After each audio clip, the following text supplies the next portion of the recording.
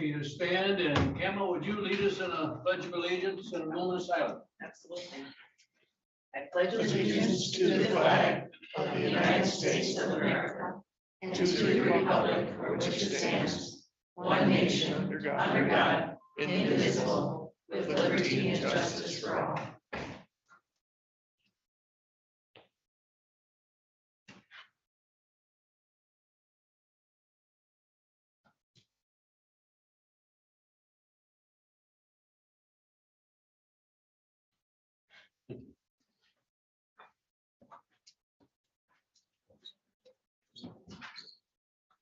Roll call, please. Commissioner Kramer. I'm here. Commissioner O'Rourke. Here. Commissioner Rexroth. Present. Chairman Wessel. Here. Commissioner Ross. Present. Commissioner Elguyer. Here. Commissioner Lautner. Present. All present. Okay, we now have a chance to approve the agenda, and we do have one late addition. I think if it's okay with everybody, we'll put that first action item when the under sheriff is probably going to be here if we have any questions. Marine. Grant. I move the agenda be approved as amended. Support. All those in support of that motion say aye. Aye. Agenda approved 7-0. Thank you. This time, we do have an opportunity for anybody in the public to make public comment. We would, the first public comment is limited to 3 minutes, and we would ask you to address your comments to the entire board. Any public comments this morning? No?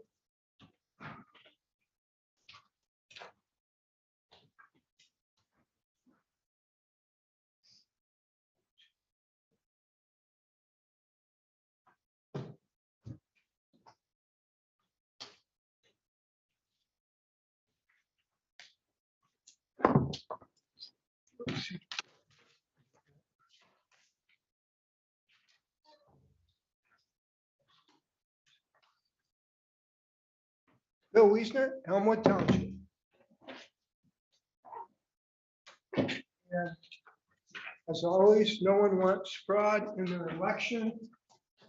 And so the only way to do that, the only way, one person, one ballot, one vote, one day.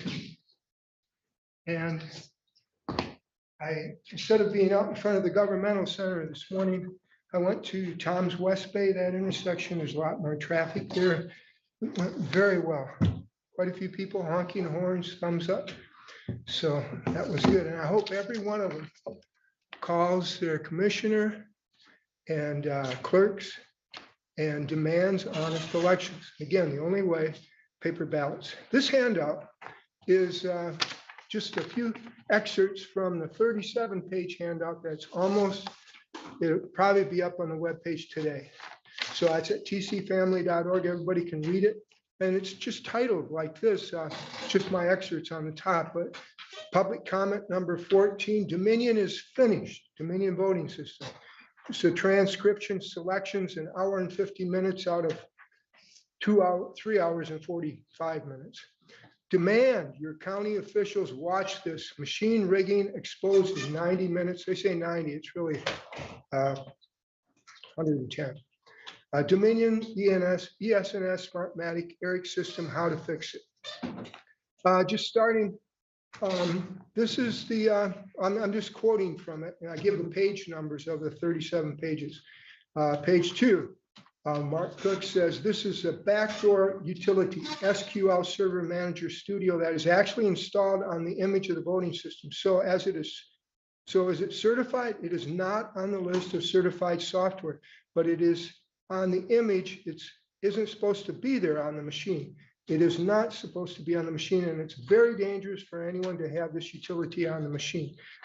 He goes on to say, you can flip votes just with a USB, with his phone, you can flip votes at the level of a third grader, he says. And they give examples of that. They show how it's done. And this is on the Dominion machines, but people don't know about it. It's not supposed to be there. And on the second column there, going down to page 10, over the past 20 years, is a progression over, I would say, really regression. Everything has moved to centralized control in our election system. For instance, in Mesa County, 35 wireless modems, devices were found scattered throughout the electronic equipment. I guess I'm out of time. I'll share the rest 5 minutes at the end. Thank you, Bill. Any other public comment this morning? Well, thank you for attending. Any commissioner comments? Okay, we now will turn to our administrator update. Yeah. Well, good morning, everyone. I have quite a lengthy report for you today, and some of it I may have to read, so I apologize for this. But I want to start off by offering kudos to our own Trudy Gala. She recently graduated from the 2023 National Association of Counties, the NACO Academy. So a little congratulations to Trudy. I don't see her here this morning, but I know it was a huge effort. And so she's the second person, at least I know most recently, with our HR director, Darcy, we were also achieving this status. So again, kudos. In terms of Point Broadband, on May 4th, we had great TV coverage, and those of you that came out to the event, thank you so much for that. I will say that we generated one call from a resident in Northport who was given the information on how to sign up. He was very appreciative of that, so we're getting the word out there, so that's all good. We have the Beta groundbreaking this week on Wednesday, the 10th, from 2 to 4 at Beta's new headquarters. So if you're able to attend that, I'm planning on attending. I would have representation there to see what's being planned. The My High broadband listening session this week is scheduled for May 11th, so Thursday, May 11th, from 4 to 6. That will be held at the Garfield Township in Traverse City, so I'll be attending that as well. So if anyone else wants to attend that, just to kind of continue to keep Leelanau County and our initiatives out in front of the My High state organization, so that they know that we are definitely on a fast track. On Tuesday, May 16th, the Michigan MDHHS will be hosting a webinar-based opioid settlement technical assistance learning series. This is to help counties to identify how to best utilize the opioid funds and to have meaningful conversations with stakeholders. So I do have information about that webinar if people want to sign up for that. I've already registered. I've agreed to meet with Larry Mobby of Peninsula Housing to discuss potentially joining in establishing a tax exempt revenue bonds program similar to what Grand Traverse has done with Traverse Connect. There's an opportunity perhaps for Leelanau County to join that initiative. So we're just trying to find out a little bit more information and what benefit that might bring to Leelanau County and how it will help our developers with workforce housing and low income housing as well. So I'll keep you informed on how those discussions go. Regarding other coordinated services with Grand Traverse County, I've reached out to my counterpart, Nate Malger, to set up a meeting ideally this week to talk about several different initiatives, one of them being the tax exempt revenue bonds, but also Beta. Grand Traverse and Leelanau County shared legal counsel, Cole Stoker and Toski, who has been working with Beta to confirm a path to establish a letter of understanding between Grand Traverse County and Beta, and to extend that letter of understanding an additional 30 days. So to allow for more dialogue and things, a meaningful conversation has been taking place on that. And also there's been a discussion to establish an interlocal agreement that addresses relationships and partnerships between all parties. And other agreements such as this have been established in Michigan. So this is not uncommon. So that is something that is still being discussed, and I would imagine once there's more formal documents ready for review, we'll see that here at the county level. In regards to juvenile detention, on Tuesday, April 25th, the Michigan House Appropriations DHHS subcommittee had approved the $25 million for the Northern Michigan Juvenile Services Facility. So we have yet to see an actual, that really won't be formalized in the budget until June. So it looks like it's moving forward, but we still have a little bit of process to go through before those dollars are actually distributed or confirmed. We I think many of you did see the article that was in the paper about Grand Traverse County at their board meeting earlier this month determined that Tower Pinkster, the firm that's conducting their facilities master plan, will also include now juvenile detention as part of their process. So the funds that the board approved to be allocated for the assessment are on hold at this point because that was contingent upon Grand Traverse County agreeing to that.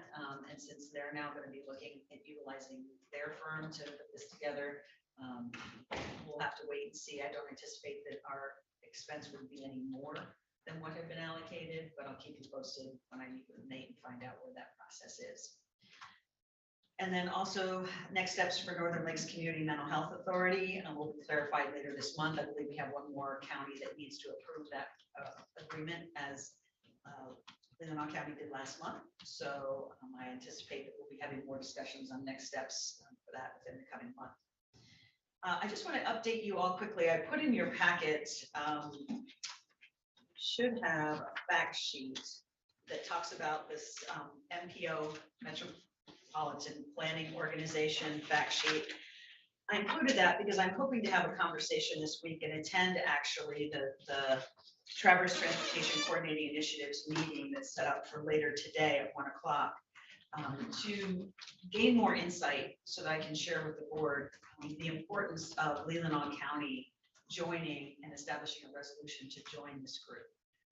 I think it's important from the standpoint that, as you'll see in this fact sheet, some of the benefits of joining, and I think on the second page, one of the most important is that second point, which speaks to, or what are the benefits of the MPO? Because I think this allows Leelanau County to have a seat at the table and to have discussions about pending transportation projects. When you take into consideration that we already have two of our townships, Elmwood Township and Bingham Township, that have joined the MPO, as well as our road commission and the two authorities that we share a partnership with, being Beta and the Airport Authority, it makes sense for Leelanau County to have a seat at that table. So I'll be attending that meeting and bringing back more information, possibly even a late edition resolution for next Tuesday for the board to consider. county could join, not just Elmwood. Exactly. It just gives us one more voice. So more information to come on that. And then lastly, an update on the potential government center construction projects. The external facade project, I'm still waiting for an assessment from Shin and from our maintenance team on the status of that project. And then RFPs, as you all know, for the environmental health department project downstairs came in with just one bid. So the architect is talking with the health department to redesign that space and to try to carve off maybe $50,000 to $100,000 to get it more in line with what was originally anticipated. So we will most likely be seeing revised set of bid or RFPs go out. So that timeline is being extended now, maybe a month or two. So more information to come on that. And then the initial timeline for phase 2 and 3 of the county HVAC system RFPs should be created later this month and then distributed in June. So we'll see something coming back to the board most likely in July regarding RFPs for the HVAC program. And then lastly, I look forward to formally introducing the new county finance team next month, starting June 5th, when both Sean Cohen and Kathy Harsfeld take over in their new roles. Questions for our administrator? Lots of information, thank you. Michelle Crocker just came in and said we need to speak into our microphone. So please speak into your microphone when you talk. I think she was pointing toward me though. I heard her say your name, but. I was pretty sure it wasn't me. I've never been accused of being shy or quiet. I've heard that before. So At this time, we have Mr. Steve Steyer here, and he's going to give us an update on the county barn and the barn committee. Thank you, Mr. Steyer, for being here. Well, thank you. Good morning. Morning. I'm Steve Steyer and I live in Empire Township. And I represent the Leelanau County Historic Preservation Society. And joining me this morning is Barbara Sepker, our vice president. Our organization has leased the 4-farm barn It was built in 1911 and the surrounding approximately 2 acres since 2018. In March of 2023, we passed the first 5 years of that lease, and we want to report on our progress over that time. Our goal has been to first rehabilitate the barn and then collaborate with the Parks and Recreation Commission to ensure that the Poor Farm Barn is incorporated into the Leelanau County Park System. Beginning in 2018, we partnered with Row by Row, which was formerly called Buckets of Rain. That's another not-for-profit organization to grow vegetables that are distributed locally and regionally to people in need. And they're grown in a 50,000 square foot garden site. This year, the vegetable garden will be enlarged by 20,000 square feet. Members of our board have also planted a 10 by 100 foot flower garden that parallels Burdickville Road. Over the years of 2018 and 19, all of the needed structural repairs were completed. In September of 2019, we had an electrical service put in the barn and had the barn painted and the barn roof painted in late 2019. During 2019 and 2020, we applied for and were granted a state historic marker for the Poor Farm and the Poor Farm Barn that was installed in June 2020. The Michigan Barn Preservation Network recognized the Poor Farm Barn with the Barn of the Year Award in 2021. In 2022, the Historical Society of Michigan gave us their Preservation Award for 2022. During 2022 and 23, the cupola and the west lean-to that were part of the original construction were designed, built, and installed.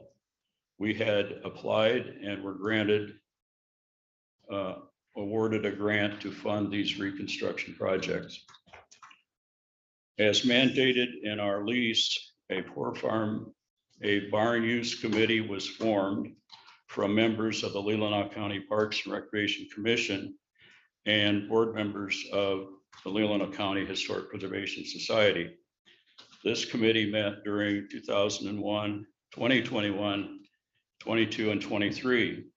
The Barn Use Committee determined that the best use of the barn would require a change in use to Assembly Group A3, which will require an architect to apply for a building permit to satisfy all the requirements for the change in use. On November 17th, 2022, we, Leelanau County Historic Preservation Society, hired architects to prepare the building permit application. Work is well underway to complete this application. Our goal has always been to rehabilitate the barn and to collaborate with the Parks and Recreation Commission to ensure that the Poor Farm Barn is incorporated into the Leelanau County Park System. We ask that Leelanau County join us in financial support of that goal. Thank you. Questions for Mr. Stiper? I'm sorry, Stiper. And Steyer. There you go. I was looking at too many names. Mr. Steyer, thank you. We'll start with Melinda as Parks Commission. Do you have anything to add to that? Well, I will say the new lean-to, it's beautiful. And I did not realize it was part of the initial barn. So when I drove by and saw that on there, I thought maybe our historical status would be in jeopardy because of that. But I see that you had done your research and it was on, or had been on there at one time. I am not on the committee, or I might have known that. So I'm not sure who from Parks and Rec sits on that. Casey Noonan, and is it yourself? Okay. So. And Don Fryrich is. Oh, and Don. Okay. Don, yes. Yeah. So. Commissioner Russ. I just invite Steve to invite us to participate in your upcoming open house. Did you mention that? Or? Right, you all will probably get an email in the coming week to invite you all to an event we're planning for May 27th, which is a Saturday of Memorial Day weekend. What we're trying to do is recognize all the contractors that have worked on the barn over the years, and also to recognize our partners and volunteers as well. So we hope you all can make it to that event. Sorry, 11 to 3. Just want to reiterate too, and thank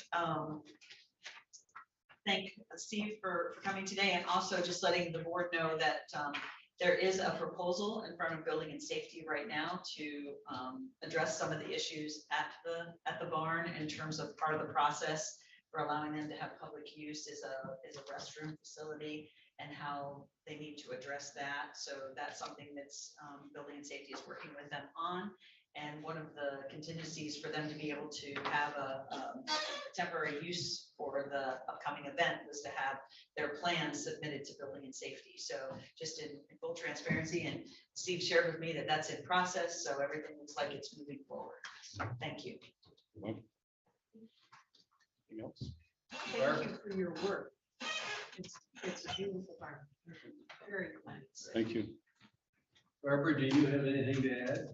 Thank you for allowing us. Thanks for coming. Thanks, Steve. We now have the 13th Judicial Circuit Court Community Corrections update, and Sharice, thanks for being here again. Hi. I like to come up at least once a year. It's a nice drive. Beautiful drive today. It's gorgeous. I just got back from out west, like at midnight last night. And I was driving past the bay and I'm like, I can never, ever like take this for granted. It's so beautiful where we live. So not surrounded by water out west. So it's beautiful in spring. Anyway, my name's Sharice Shively. I'm the manager of the Community Corrections Department for the 13th Circuit Court and the 86th District Court. I'll give you a little update, or not really an update, but there's so many new commissioners. So I wanted to kind of let you know what our department does. So we operate under what's called Public Act 511. So PA 511 is what I reference when I'm talking about things. It is a legislated act, and it gives Michigan Department of Corrections. So we serve under the Michigan Department of Corrections.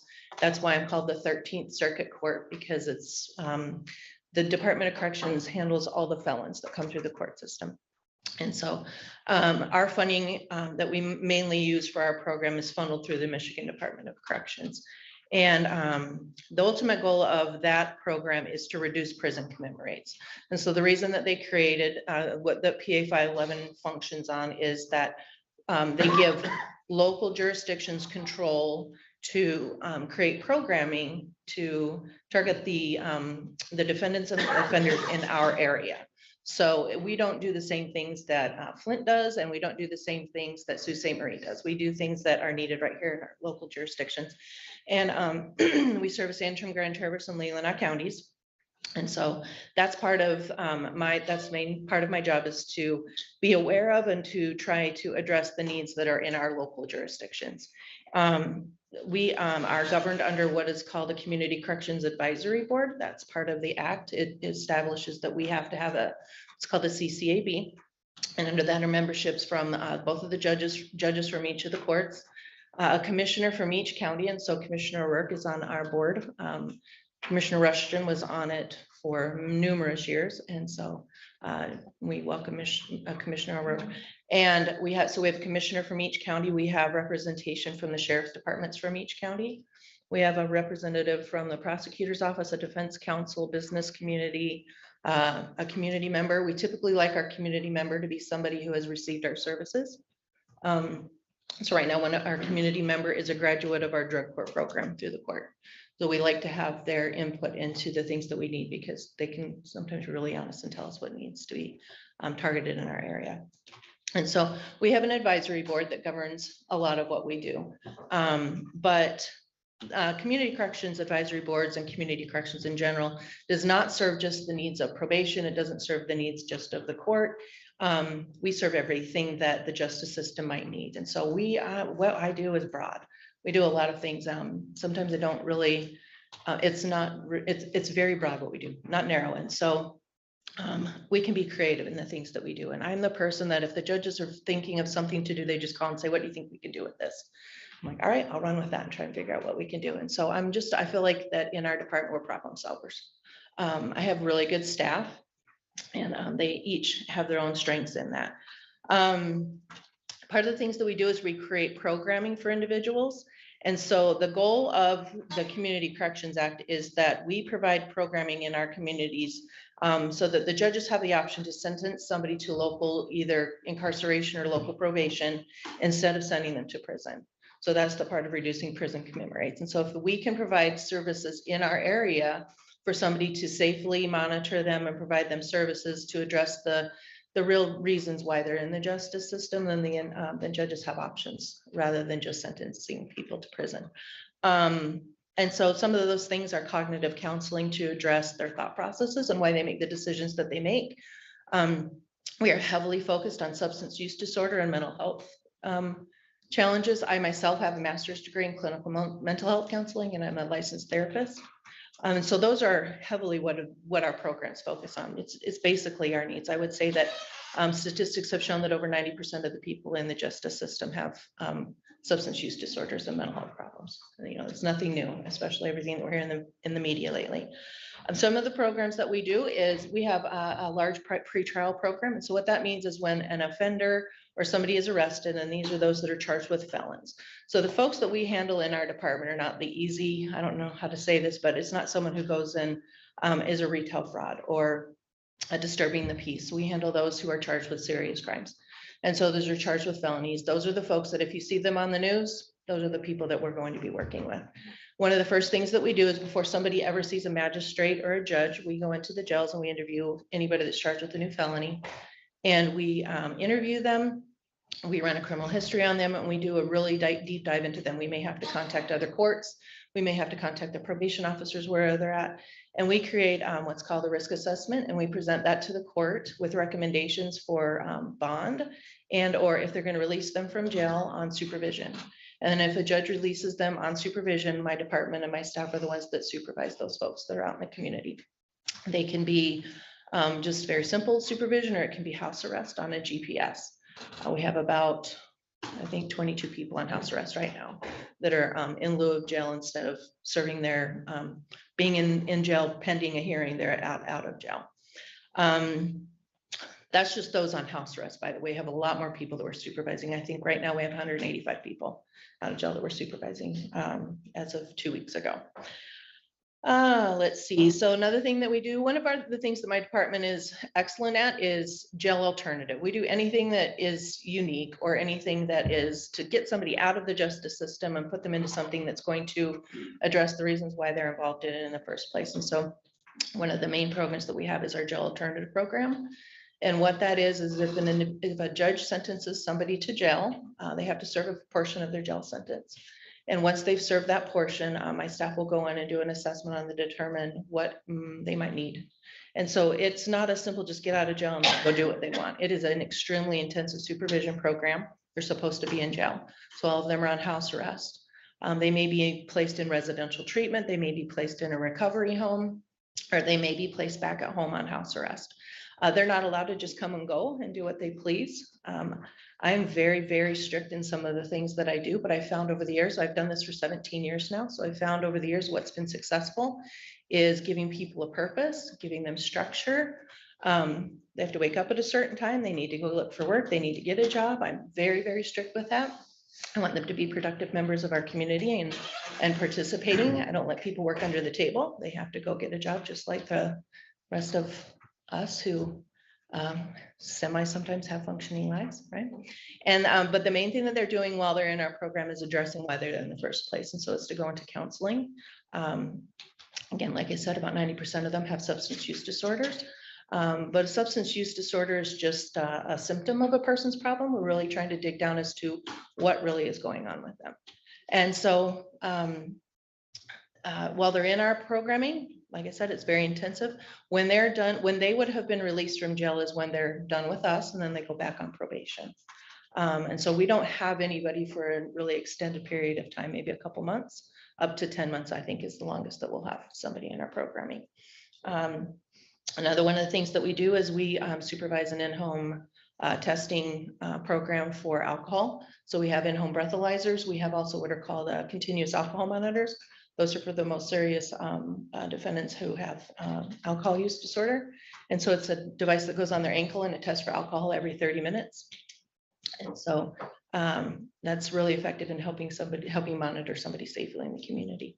The latest thing that we've done recently is I applied for and got a grant through the federal government for, there were 10 of us who are now trainers. So it was a train the training program. We are now trainers in a trauma-informed justice system. And so what our goal is going to be is to come to all 3 counties and go into every department that serves the justice system and provide training as to understanding trauma, how that may impact both the individuals they're working with and their jobs, and helping people become more trauma informed. So that's something we just all completed 4 weeks ago. So it's brand new, so we're still trying to plan that out. But that in a nutshell, I tried to keep it quick. They said under 15 minutes. So that in a nutshell is community corrections. Like I said before, our heavily focused is substance use disorder and mental health. So I'm on a lot of committees and commissions targeting those issues. So anyway. Commissioner Lutnick? So Sharice, in the past, you've come forward and you said we've been really highly successful with a low recidivism rate. And, Right. How is that still holding? Is my first question. So two things, how you define recidivism is based on My second question. who you're talking to, right? So there's different rates for recidivism. When I'm merely talking about my program is somebody who goes on the program and completes the program. Because I forgot to mention this, if somebody is on my program in lieu of jail and they violate the program rules significantly, we return them back to jail and they have to finish the rest of their jail sentence. And so for me, we have, I think I just did my data in January. So it was for the last fiscal year, it was 82% success rate. So for those we get out of jail, 82% successfully completed our programs and were not returned to jail. That's the recidivism I track.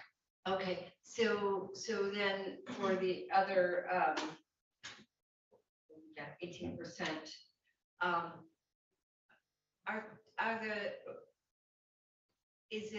the crimes then, or whatever they're backing up on, is it more serious than what they were in for, less serious, or is it just technicalities, or how does it? For the people that we return to jail? Yes. So the number one reason somebody would be returned to jail is if somebody has a no contact with the victim. If they contact that victim, they will go back to jail because they are a risk to that person's safety. Another reason that a person would be returned to jail is absconding. That's our second largest thing, is they just don't want to do this. They cut off the GPS and then they abscond. Another reason is just repeated violations of our program rules. I don't look for reasons to put people back in jail. I need to help them. I'm trying to figure out why they keep coming into the system. So it's not like they violate one thing and they're back in jail. It has to be something fairly significant. Mm-hmm. I'm just curious, and maybe I missed it. What are the typical rates of recidivism versus the program that you're? You are going to need to be more specific in your question. Somebody goes into jail and they're not placed in a program. Compared to other court systems? Yeah. Do you know? I don't have any idea what other No, court systems okay. are. We're really unique what we do. I feel like that's great. It is, but we're very unique in what we do in our community corrections. I am there are community corrections managers throughout the state, and we have a membership, and I'm the secretary for that. So I'm real well aware of what other community corrections departments do throughout the state. We're the only one that does what we do with jail alternative programming. Yeah. So I don't really have anything else to compare that to. Yeah, many community corrections departments, in fact, the majority of them, I would say 90% of them, don't service misdemeanors at all. They've simply serviced the felony population that MDOC supervises. And so we're unique in that we also service misdemeanors. The money that we get from MDOC only services felons in our programming. So local tax dollar, like local contributions from each of the communities and the revenues that we get from renting out our devices and things like that are what pays for us to supervise the misdemeanor population. So I don't have that data because we're really unique to what we do. Yeah, I had a friend who was getting his master's in. But it was, I mean, we talked about this exact thing was his thesis. And, you know, learning how to work with inmates outside of just like a penitentiary style jail. So I find that. Yeah, I do too. So I really love what I do, so. Commissioner O'Rourke, and then. I think one of the last meetings we talked about 13th Circuit Court has, we send more felons to prison than other counties. Well, actually, it's the first time in, so I've done this for 17 years. This is the lowest prison commitment rate that we've had in my 17 years. So roughly the state's prison commitment rates hovers around 20%, and ours was 29% this year, so 2022. But it has typically been much higher than that. I'm not really much of a social worker based on my past experience as a police officer, but it's a good quote. Thank you. Thank you. Lynn? So why would we have the 29%? When I have. Well, first of all, I want to preface that by saying, and this is going to need to be a little lengthy example here. In our court system, we have sobriety court and we have drug court. The folks that are participating in those alternative courts are all felons. And so what happens is those individuals are never, they start in the district court and they are never what we call bound over to circuit court. So they're never counted in the state's numbers. Again, I don't know how this was ever created years ago. We're the only county in the state of Michigan, or the circuit court, who does it this way. All other defendants are bound over to the treatment courts, are bound over to circuit court, and so they're counted in the overall dispositions of anybody who's convicted in the state of Michigan. So it's kind of boring data, but that's what it is. So our individuals are not. And so we have such a large portion of our population that participate in those treatment courts that it honestly, it raises our prison commitment rate. And so what I do, you'll see when we get to when I have to have my grant application approved later, one of the things that I do in there is I add all those numbers back in, and we had a 25% prison commitment rate when I added all of those numbers back in. So that really and truly is our prison commitment rate, but it's not what the state recognizes. So I don't think 25% is, I mean, the state averages roughly around 20%, and there are those that are, 40 and 50% prison commitment rates. So I was a therapist, worked in treatment centers, and I applaud what you're doing. Thank you. You are working with people to figure out why they are who they are. And I love to hear you say that. Thank you. So they can make a new decision. At least they have an opportunity. That is what I do, is I tell folks, I'll have a lot of people in the justice system that says, why did you let that guy back in your program? They've been on it 4 times. Maybe this is the time that they are going to finally be able to take these things into their life and make some changes. So I'll give anybody a chance. Some of those people need 20 times. Yep. Any other questions or comments, Mr. Priest? Before you leave, and we did add the late edition as number 1 agenda item, but the number 2 agenda item is approval of a resolution. While I'm sure you should set the table, let's deal with that, and then we'll deal with the undersheriff. So we have the approval of resolution for the MDOC grant. Do you want to say anything about that? Yeah, it's last year my grant that I applied for and got was $311,000, and I asked for an increase this year of and it was $321 I'm applying for. I have a pretty good relationship with my grant manager. She's told me that that's most likely something that they'll support. So this is the largest portion of the funding for our department, is $321,000, and I have to go to each county for you to approve my application to the state. So it's kind of behooves us all to let me apply for it. Have a motion? I would move to recommend that the Leelanau County Board of Commissioners approve County Resolution 2023-13th Court Community Corrections Fiscal Year 2023 Grant Application submission to the Michigan Department of Corrections as presented. Second. Everybody supported that. It's been moved and seconded, and Jen, I think I saw Jim O'Rourke say the second, but You should Spearhead let it. him do it. I have a question though. So the resolution says FY 2024, but the motion that was presented says 23. It's gotta be 24. I think you're right. It's It's gotta 20. be added in. Yeah, yeah. okay. Just reading what they gave me. I know you were, so I just wanted to verify that I'm okay to change that. You're okay to change. Okay, you know. any other discussion? All those in support of the motion, say aye. Opposed, same. Motion has been approved, and we'll take a roll call on that on Tuesday. Thank you. Thank you, everyone. Thank you, sir. Now, if we could ask the undersheriff to come forward. We have a late addition request to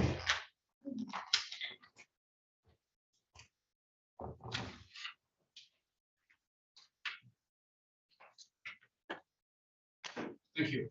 Thank you for taking me. I didn't get this notification till 1:20 yesterday, and it is usually of an urgent matter, but as we do every year, earlier this year, I submitted for the Marine Patrol grant through the state and the DNR, which I got notice yesterday that we were approved, as we are most years. This year it is $40,100 that they are looking to give us. It is federal funding again, which really doesn't change anything other than the state funding, short of the reporting requirements. So I am here to ask for your permission to accept that grant on the county's behalf.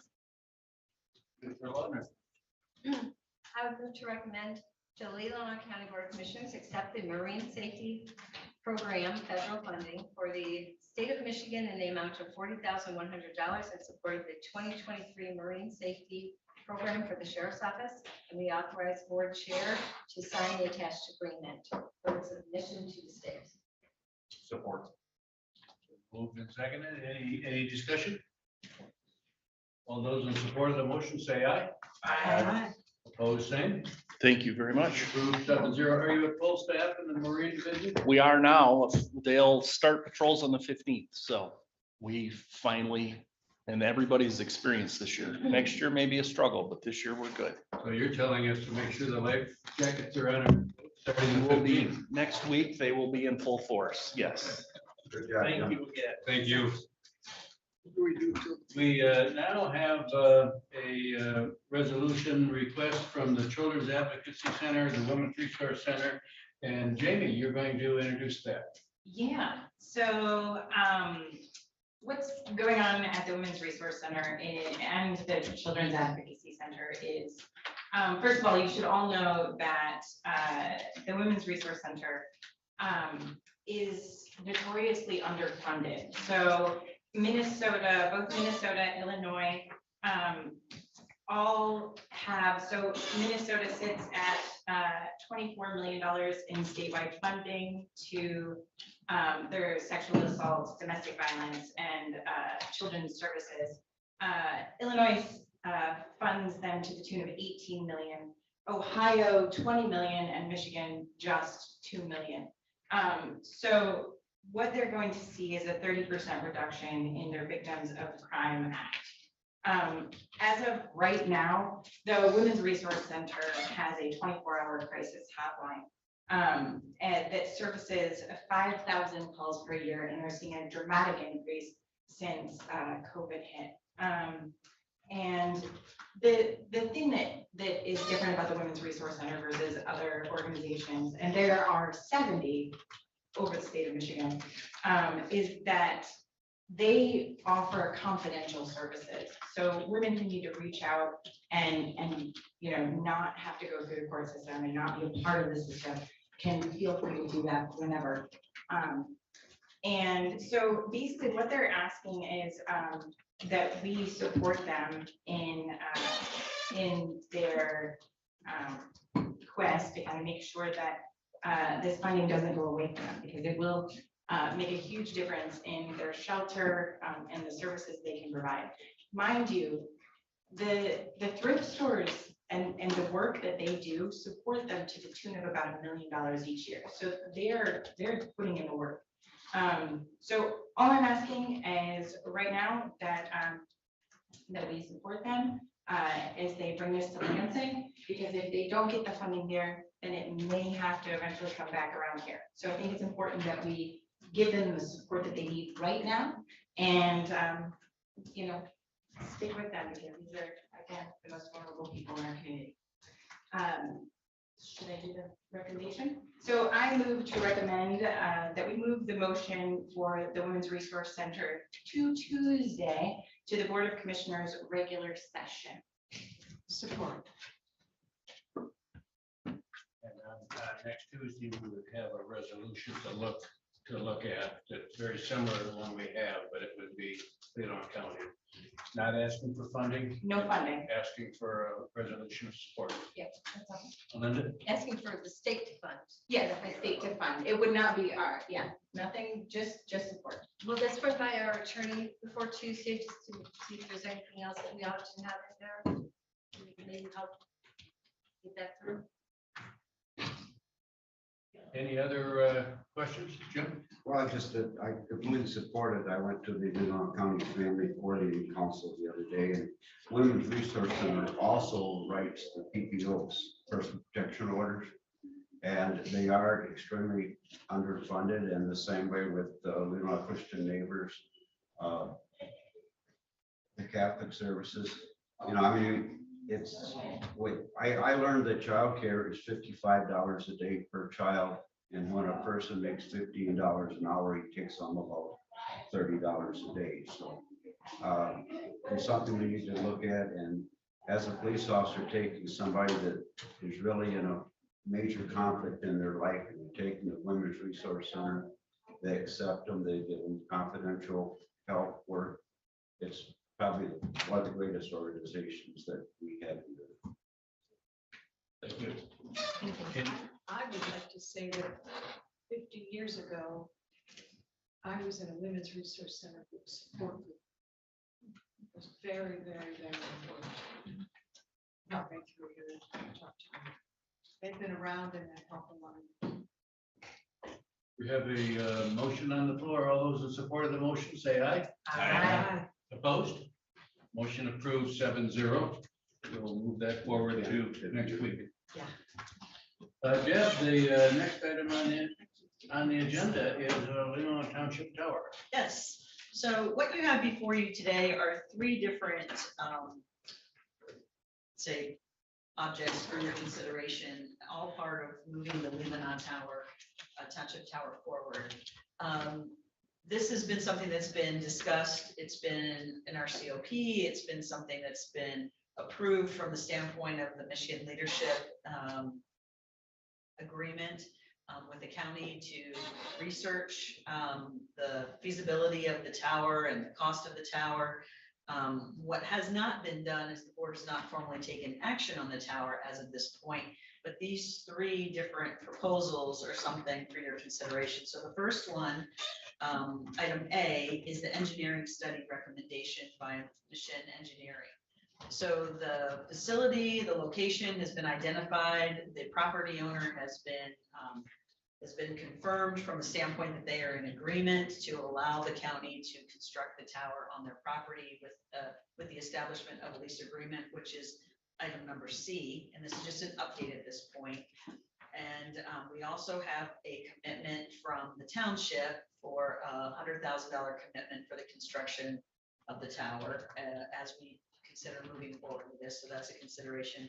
And then you also have information from Cherryland Electric, which we have Frank Sipker with us today, Engineering and Operations Manager. So there's three different components of this. And basically step one is to do the study for the road on this parcel. Before we kind of confirm any of the other steps, we need to know what the cost will be. I will tell you that RFPs for the tower construction went out, I believe, earlier this month. And so those bids will be back the end of this month, I believe the 28th. So that's why these other items are updates for you, because we anticipate that the board would not want to move forward with action until we have those RFPs back. So while you have the engineering study recommendation in front of you today, you certainly would understand if the board would want to wait until we get the RFPs back before approving the expenditure of any of those funds. So this is just for your consideration today. If you want to, in good faith, move forward with that, you have that in front of you as well. Questions? Any questions for Deb on this? Yes, Linda. So I want to fully understand this. We haven't seen the site. What is the site itself look like? Is it a high, is it on a hill? I'll have it in your packet that you had all of them, but I don't see it here. No, we just have the EDC. So it is on a hill. It's in the middle of vineyard area. So there would be about a half a mile, do you think? I believe that's maybe a little bit shy of a half a mile of a road that would need to be constructed. And so that's what Machin's, the cost to do this study would be, to identify the cost of the road, to be able to put that in. We anticipate that it's going to have to be something significantly beyond just a 2-track. It will have to be, because there will be heavy equipment that will be coming into that site, if approved, for the installation. We have talked with the road commission. They are willing to do the work at cost in terms of the construction of the road, but the first step would be to see just what the analysis of the site is in terms of our construction. So what we'll do. The road is going then through private property, Private property. one owner? Yes. It's a lease agreement, as we've done in other sites. I believe the Omina Tower is an example of a very similar type of agreement. So if we're leasing this road, will we control the road? So in other words, we won't have development happening or any, if this is vineyard area, we're not going to be ending up with a wine tasting off of this road, or. Very similar to the road that goes on the Omina Tower. It isn't a 2-track, but it's not a highway. And It's it's, a. okay, but it's not and for it's any other use other than the lease tower. agreement So would that give will be us- in the details as it goes forward, correct? How tall is the tower? It's 199 feet, I think. When? I move to recommend that the County Board of Commissioners waive its policy on bid requirements and allow the County Board Chairman to sign an agreement with Machin Engineering to perform surveying and engineering work necessary for driveway improvements for the Leelanau Township Tower project. Support. Any further discussion? Doug, and then Cameron. I'd just say that this is actually a little more in-depth than an engineering study. Reading the scope of work, this actually prepares construction documents. This is right up to the level of, he doesn't include contract administration, but this provides a detailed specification according to county rule. So it's not just a study, it's actually the completion of it. Not that I'm opposed to it, it's just making sure we all understand what we're looking at, so. Any agreement on that? And again, trying to understand the funding of this, so we're gonna approve this. You said COP, did you mean CIP?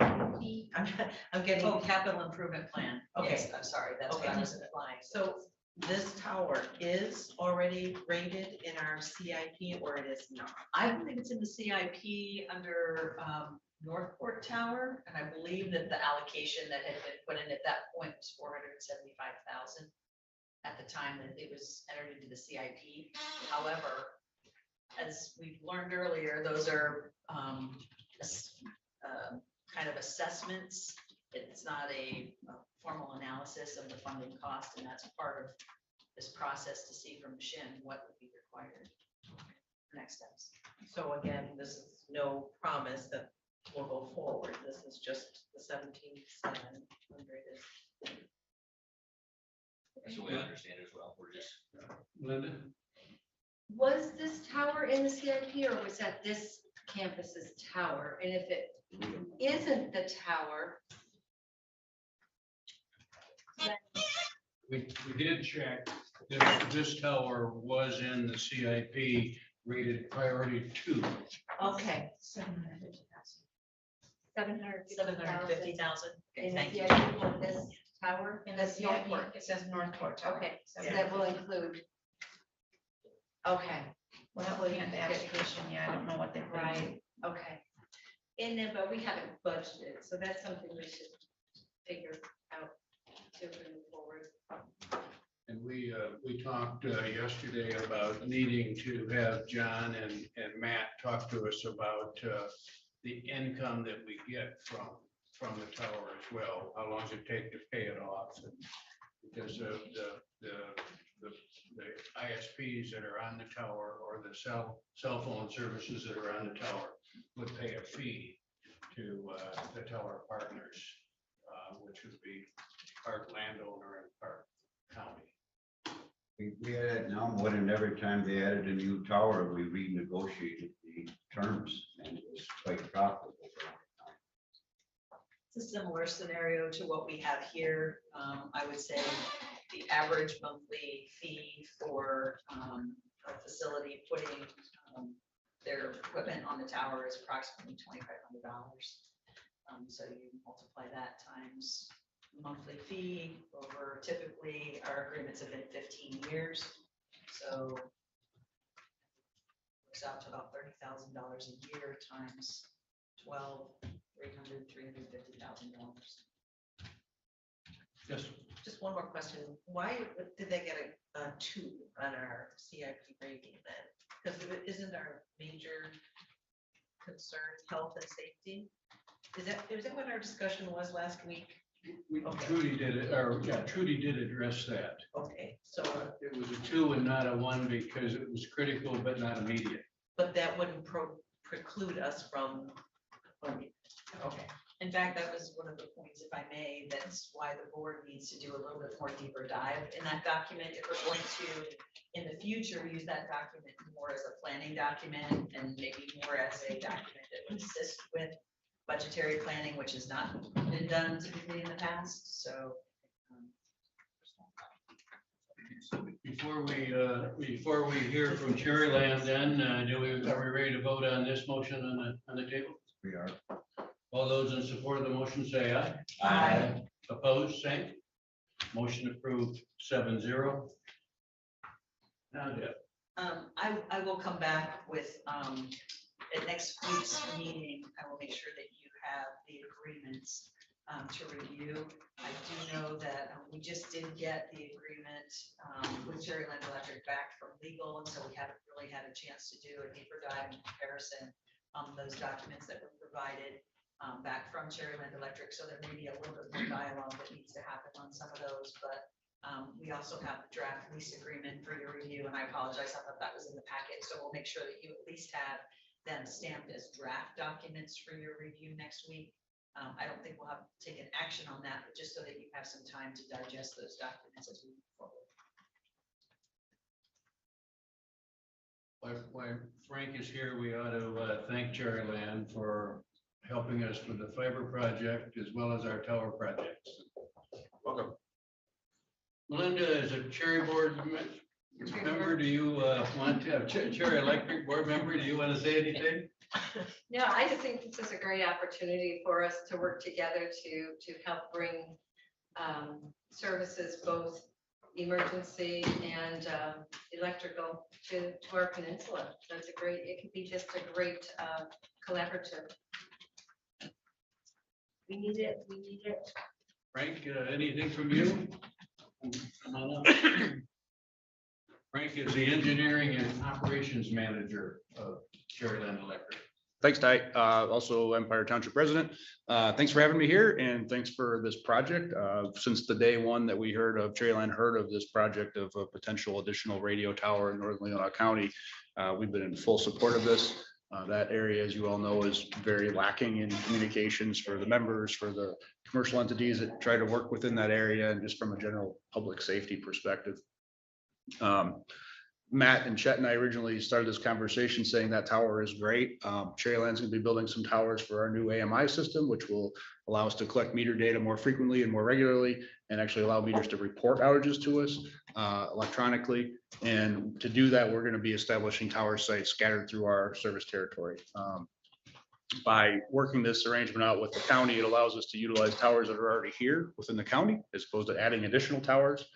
So reducing that duplication of facilities is always good and always a positive thing. So we had money budgeted for our tower construction, so we're able to offer a upfront capital contribution to help offset the cost of this tower, which I think helps you guys in a lot of ways, and it certainly helps us out with that long-term access to those towers. So appreciate your support for this and open to any questions anyone may have.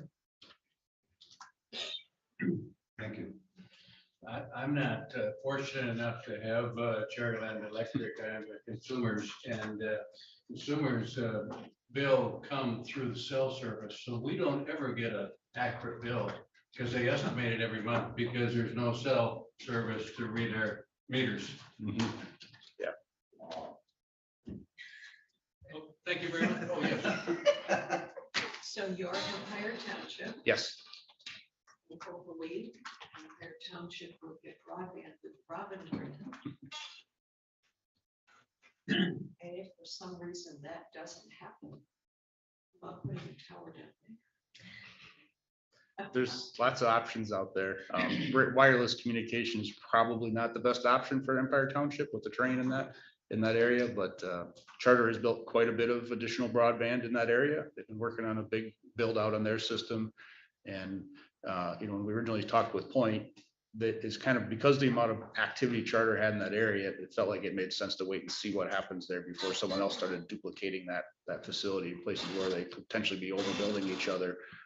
So I think it's kind of a little bit of a wait and see there. I'm sure someone will step in and fill those gaps. Just not sure who it is and where the gaps are going to be yet. Push your brothers over a Charter. What's that? Push your. Oh, yeah. Patriots over a Charter. That's a difficult push, but we're always on that game. Thank you very much, Frank, and thanks for coming today. Absolutely. Thanks, Frank.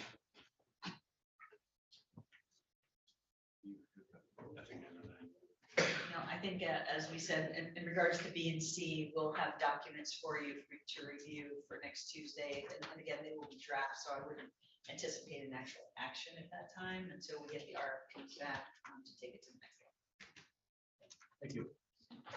We're now to Andrew and Equalization Office and the approval of the L 4029. And that's on page 35 of your board book. Thanks, Andrew. You're welcome. So as Ty said, I'm here to present the L 4029 tax rate request form for your approval. The millage rate to be approved today is to fund county operations. And if approved, that millage rate will be placed on the tax bills for the summer levy. If approved, the millage will generate an estimated $12,119,703 in revenue. Good. I move to recommend the County Board of Commissioners to approve a millage rate that does not exceed the maximum allowable millage levy, column 9. Place that millage rate in column 10 as the millage rate requested to be levied on July 1st and return the L 4029 to the equalization board. Motion, do we have a second? Support. Discussion. Melinda? Same as last year. Correct. There's no rollback this year, so it's the same. Okay, but it will bring in how much more than last year? It tells us it was 11 million something. So the revenue from last year was 11,139,995. So that, and then this year it's 12,119,703. So the difference there. Oh, so was it 10 million? Is that what you're? So it's about it's 979,000. Oh, 900. Oh, I see it here. Current was 985. So it's yep, exactly. So as Doug is passing down, last year I gave the board this type of information, and I thought it was helpful at that time as well. So the very first page shows you the maximum allowable at 3.358. Your approved millage, if you approve it at the rate today at 3.358, operating will bring in 12,119,703. Currently, your current taxes that was budgeted by your budget team last year was 10.8. And so we are looking to increase the tax revenue line at 985,703 at this rate. Kathy and I prepared the amendments for you last month, increasing the capital or the buildings and the IT. Your fund balance forward is up to about 1.8 million. So we would drop the fund balance forward down and place this number in your tax line as current taxes. And then use that for the 3% that was not budgeted in the 2023 budget. 3% pay Cost of raises. living. The cost of Last living, year. yeah. So I estimated between that and also the drain commission amounts that were given last month. That with those dollars, I'm looking if we can to utilize about 550,000 of this extra revenue to offset contracts that were negotiated last year that are not in the budget, as well as the drainage to districts. We believe that Schaumburg may be moving towards something built out this year as well, Which we're not budgeted. which is not in your 2023 budget. And so, like I said, about 550 of the 985, we could already use. And then I gave the history. Thank you, Jen. Thank you. Other questions or discussion or concerns? But just the point we were trying to make yesterday, because there's the talk of, well, we have low millage rates up here, but we have such high taxables that this is a very interesting document to see how we've never touched that rate. And I mean, yeah. And yet it still brings in so much more every year. Doug, you want to make the point you made yesterday on that? Yeah, we talked about this yesterday and with these increases coming, I mean, I think right now, I would support the rate as stated, but we have such a massive and quick changing things. Look at the property values and I know that there's a 5% headly limit, but that doesn't apply to on-cap properties. And there's a whole ton of on-cap properties that were 125,000 bought and taxed at that rate with minimal increases that just sold for 800,000. So, and that hasn't all flowed through because of the lags. We haven't seen all that yet. So we talked about next year asking, or even sometime this year, asking our treasurer and the team to put together projections.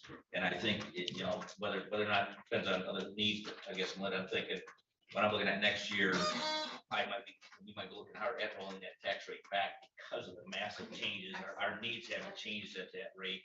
I mean, this is an 8.5% increase this year. I'm going to support this, but I think looking forward, we need to take a hard look at those things and say, okay, for the legacy families here in Leelanau County being impacted by this, maybe we can give them a little bit of a break next year. So that's just my thoughts. So. What meeting was yesterday? Was this just discussed? Doug and I were having a conversation. There was no meeting, we just talked about it before. Yeah. But I do see that we have finagled the numbers a little bit. I mean, is that not significant? I mean, in 2020, right? Or is that? In 2021, there was, I think that was more of like a clerical error that there was some effort to reduce the operating millage. But I think that there was something with the math that it ended up being a savings of a very small amount. I think there was a number that was transposed when it was approved. It wasn't a board action. It was a board action. I think that when he wanted to do it, he transposed the number. And so the savings was like $600 or something like that to the overall taxpayers for the entire county. So there was an effort made, but the math wasn't done correctly, is what I'm saying. That's my recollection. Other questions or comments or concerns? Gwen? I'm grateful for the increase. We have a tremendous number of costs in the next couple of years. With all of the drainage districts, with broadband, with huge expenses, so I'm grateful for this. Anything else? All those in support of the motion say aye. Aye. Opposed? Motion approved 7-0. Thank you, Andrew. Thank you. Thank you. We now are down to the Solid Waste Council GFL amendment to recycling services. And Trudy's here. Morning. Congratulations, yes. Yes. Congratulations. I announced earlier about completing. Oh. From your class. I was gonna say, I didn't know you congratulated us for extending an agreement. We're ahead of the game here. Okay, okay. All right, so the first item I have for you is an extension of the current agreement with GFL, which is Green for Life, used to be American Waste.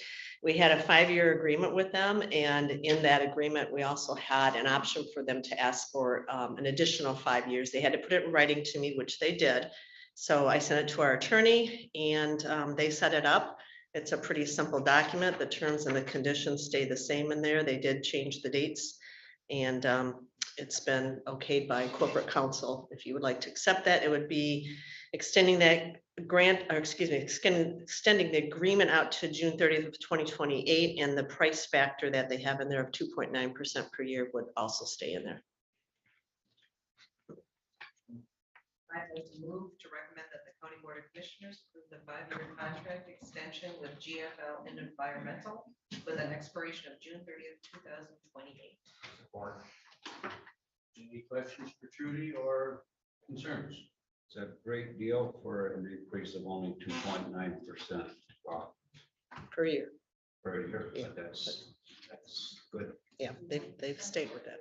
And you thought it was gonna go up more, right? Is that? No, that would be the hazardous waste and electronics, which is currently out for bid. Oh, okay. Yeah, I'll be bringing those to you, I think, in June.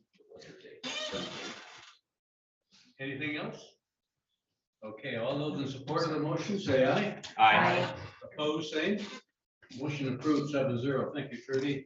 Okay. Now, Okay, I have a request before I start the next one. The grant agreement with the state for the remonumentation came in. And I thought I had it on the agenda here, but I did not. So I can send it out to you. It is the same agreement that we get every single year. We've gotten it for years. What changes basically is the dollar figure. It does have to be submitted online. And when I talked with the state, they said, well, they don't need board approval. And I said, well, we need board approval because that's part of our policy. So I told them that I'd be bringing it to you. So if that's possible to add it to next Tuesday's agenda, I'd appreciate it. I could send it out to you as soon as I get back in the office. Do we need a motion to put it on? yeah, let's have a motion to make that official. So I would move to that item. The remonumentation grant agreement, 2023. I knew, Thanks. I knew you'd have the right word. Appreciate it. Support. It's been moved and seconded that we move that item on to next Tuesday. All those in support of that motion, say aye. Aye. Yeah. Opposed? Motion approved 7-0. It is on next week's Great. agenda. Thank you. So the next item, I gave you one peer group member agreement. They're all the same. And they are for $700 each. These are the agreements that are set up with the surveyors regarding the meetings and how they establish the corners and the work that they're going to do. And again, this is typical from what they've done from year to year. So there are 3 agreements. I just gave you the one for brevity, but I do have them all in my office if anyone wanted to see any of those. And I gave you a suggested motion to consider. Do that all in one motion. Yes. Doug? I would move to recommend that the Board of Commissioners approve the remonumentation peer group agreements as prepared by corporate counsel with Onan Land Surveying, Holmberg Land Surveying, and Grand Traverse Surveying for $700 each, with costs to come from the remonumentation program fund number 475245. Support. All those in support of the motion, say aye. Aye. Opposed? Motion approved 7-0. Okay, and then I have one more. This one is with Leelanau Land Surveying. Vicki Brown serves as the county representative for the remonumentation program, and she has for many years. So she has additional duties besides the peer group. She does arrange all of the peer group meetings and oversees them, but then there's additional work that she has to do as well. So this is a little bit different contract amount, and the work is a little bit different. That's spelled out in here. And again, you have a suggested motion there. Kemmer. I move to recommend that the Board of County Commissioners approve the monumentation peer group agreement with Leelanau Land Surveying as prepared by corporate counsel with costs to come from the remonumentation program fund 475245. Support. Any discussion? All those in support of the motion say aye. Aye. Motion approved 7-0. Thank you. And I will have surveyor contract agreements that will come to you next month for each one of these that will spell out the corners and the specific work that each surveyor will have to do. Melinda. Yes, do you have the floodplain maps in your office? The floodplain maps are online. I have the really old ones in my office, but if you go, But they're different, right? They changed. yes, them? they have been updated. So if you just go on our website and search for floodplain, you'll get to the page that we constructed. And then there's links on there where you actually go off to FEMA. And then you put in your community and you pull up the maps. Okay, so may I ask you now then, and I think that was actually your issue, but I think probably are both in on this, but do we have to approve those in May? There's a deadline that they have to be submitted. Yeah, I think they have to be in by the end of this month of June. Forward to Tuesday. If we can't look forward to June until, because I don't know when all the townships meet, but I know Solon doesn't meet until Thursday. Mhm. And Laurel has the. Yeah, Laurel has the specifics on this. I don't believe Amber is here today, but the floodplain maps have to be sent to the state or the feds by June 9th. So that's why we're getting into the process right now, and the motion reflects that if we approve the sample, anything that comes in because of the various township meeting dates, the board chairman could sign. Okay. So, well, it's kind of a short timeline if there's objections to the floodplain maps, which there were last time, but even if there are objections, can they be changed, or does that all have to go through FEMA? I don't believe so because these are finalized now. And I don't mean to jump ahead. I know we're off the agenda here. I'll stay around if you want me to answer anything on that item later, but I think Laurel has most of the Okay. answers on it. Sure. Well, we could always call you in, Trudy. I think Deb has a, It's on item number 8 that we'll be discussing that, Yeah. but I went Amber forward. would be here next Tuesday if we want to hold on moving this forward. She would be here. She's not here today, but she would be available next Tuesday for the regular meeting if there are additional questions. I'm just concerned about the impact on insurance. We had those discussions when these first came out that, and if I remember right, the maps then were most of Leelanau County was a floodplain. So, which meant flood insurance and all sorts of things, but I thought we got away from that last time. And if they've changed the maps now, I guess we should go online before Tuesday and look at those. And let's see what our townships have to say too. But, so I'm confused, because did not Trudy just say they're already finalized?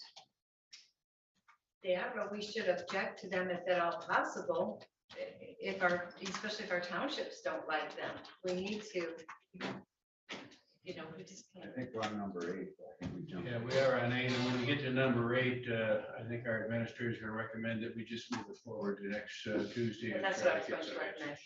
Okay. We can do that. Trudy, before you're gone, are you going to be around to answer my brownfield question I sent you yesterday? I did, I sent through an email response. You don't need to do anything. That has to go to the land bank. Oh, okay. You're talking about the resolution? Yes. White elimination? Yes. Okay, thank you. April, next on the agenda. We have two items for senior services. In Oh, yeah. addition to that, and while you're, Can't do any work.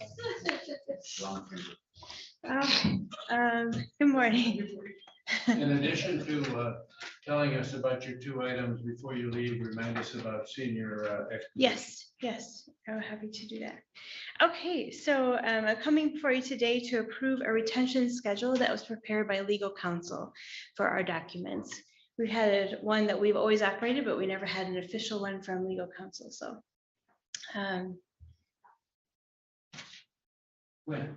I would move to recommend to the County Board of Commissioners approval of the Leelanau County Senior Services Records Retention and Disposal Schedule prepared by Leelanau County's Corporate Council. Been moved and seconded. Any questions? All those in support of the motion say aye. Aye. Motion approved 7-0. Thank you. Okay, so I'm also coming before you to seek approval to renew a contract with Comfort Keepers. Comfort Keepers provides our in-home services, which range from homemaking, personal care, respite care, med management services. It's the same rate as we had last year, so there's not an increase in the rates this year. And part of this, I'm asking you to waive the board policy for bid requirements as well. I move to recommend that the County Board of Commissioners waive its bid policy and approve Leelanau County Senior Services to enter into a contract with RLK Investments, Inc., DBA Comfort Keepers, to provide personal care, respite care, homemaking, medication management, foot care, transportation, and personal services at the rates listed above, beginning June 1st, 2023 through May 31st, 2024. And they provided good service to us in the past. They do. Yes, they have done an excellent job. They've been able to meet the need. It's been moved and seconded. Gwen or I are, we're kind of getting closer to this. Now the person that made the motion can make her comment. I just had to say they did a good job. Doug? Just curious, when is the last, I mean, it's great that there's no increases. When is the last time we did competitively bid this service? It's been a while, partially because when we're dealing with in-home services, as of last year, we only had two companies that were able to provide services in Leelanau County. That was Munson and Comfort Keepers. And then Munson closed down, so they were no longer providing in-home services. Comfort Keepers was able last year to take on those clients that were currently being received by Munson. At the time, last year and even this year, there's really no other company that can meet all the Leelanau County needs. There's one company, I talked to them yesterday, and their rates are far above what Comfort Keepers can provide, and they can't provide for the whole county. They can only provide for little spots here and there. So it's been very challenging. I think all home health providers are struggling in having staffing, and then so. And it would be really detrimental. I think it would be really hard on our seniors to have to change. They're really used to one caregiver, to have to change if we were to go with another company because of a lower rate. That's a loss of continuity and care for them. I'll add to that because I have a newly quadriplegic cousin who literally cannot find an in-home person to take care of her right now. Yeah. So, problem. It is a huge problem. Yeah. Any other concerns or questions? All those in support of the motion say aye. Aye. Opposed, same. Motion approved 7-0. Thank you so much. Do you want to mention about? Oh, yes. So we are having we're having once again our annual Senior Expo on Tuesday, June 20th. It's from 10 to 2.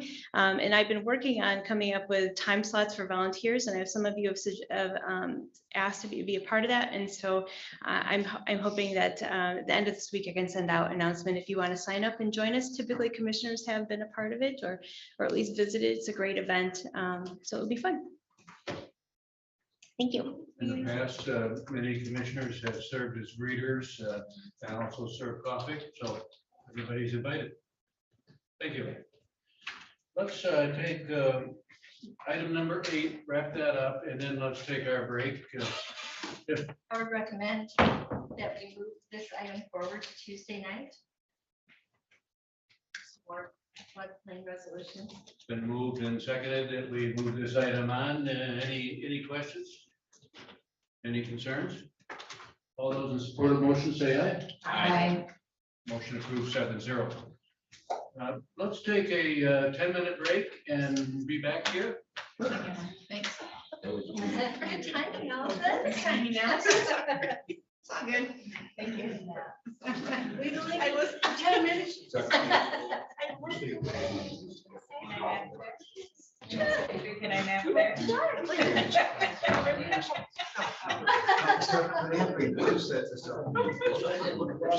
I know, but where's the book? She had my number and I had it. Bring it over here, bring it over here. She showed me. How you doing? I'm well, thank you. How are you? There it is. Look at it. Look at it.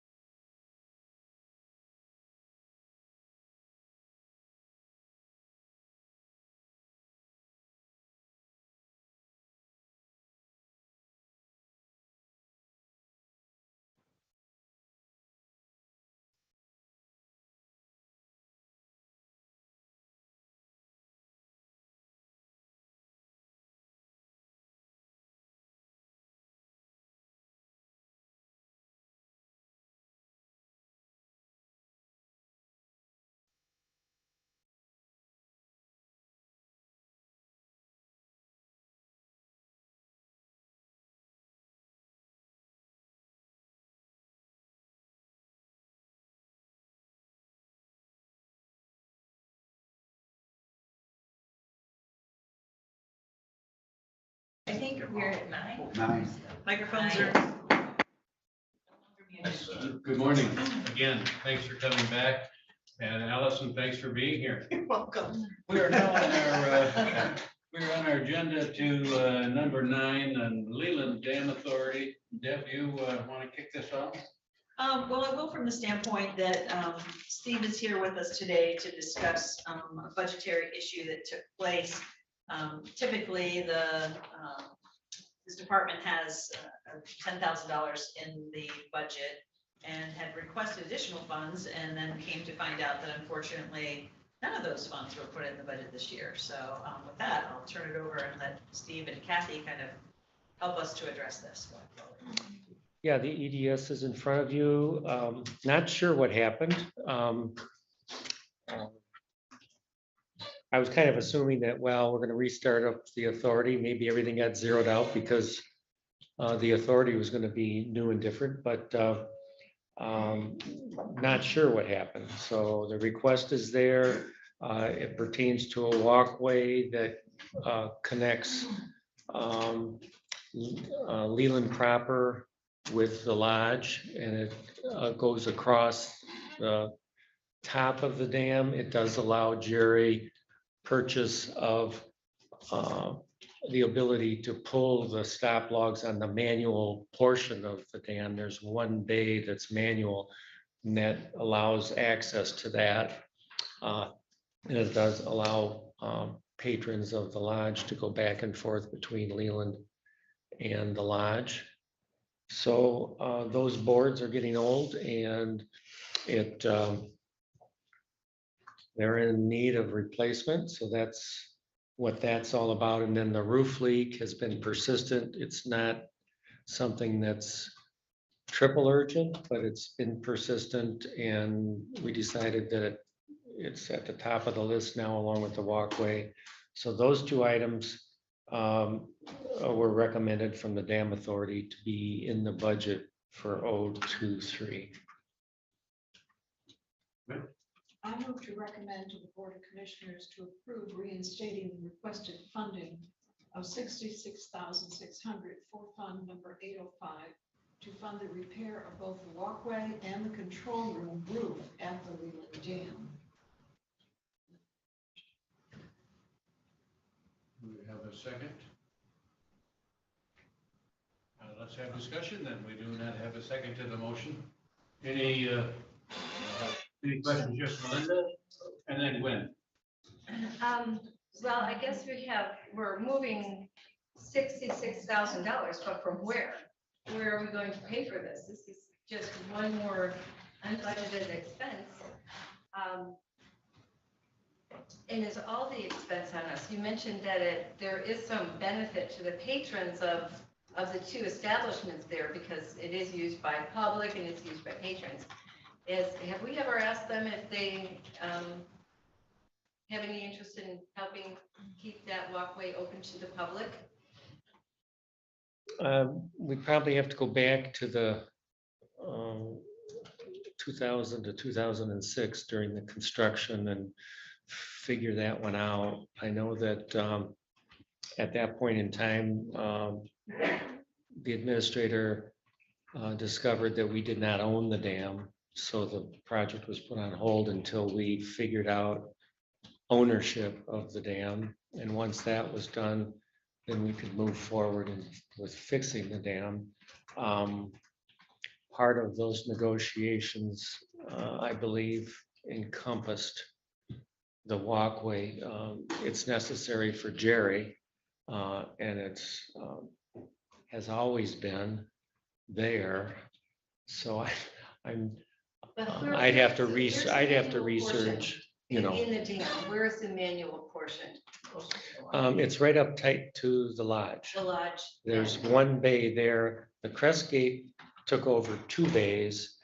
The control room took over the 4th bay, although that 4th bay was never So the used walkway doesn't recently. need to go the whole length of the dam, but he would have to walk the long way around to get to it then. Well, yeah. Yeah, it would be, it would be a change, a seat change, yeah, it would be a big change. I can't remember specifically the negotiations that involve the walkway. How often is he changing the boards? Because I guess I didn't realize we still had boards there, even in any portion of the new dam. Not very often. He has them set at a certain height, so there's a trickle going over during a lot of the operation of the dam. That's the area, I've seen that over there, and it's called the, what do they call it? It's an overflow or the one bay there. It's just like you said, it just, what is that called? That's called, there's a term for that. Spillway or something. Gwen, and then I want to hear from Camel, who's our representative on the dam authority. I'm just double checking. Allison said before she got up, we have a motion by Algar, but I don't have We do not have a second. second, so we're removing that motion. Not. Yes, We're in and discussion. because now you don't have a second, I don't have a motion for discussion. So you're just talking. I will make the second for discussion. Okay, it has been moved and seconded. Thank you. It is true in the motion, we don't have a source of funds. Kathy, you want to speak to that? Well, I'm going to back up a little bit, just to the 23 budget process where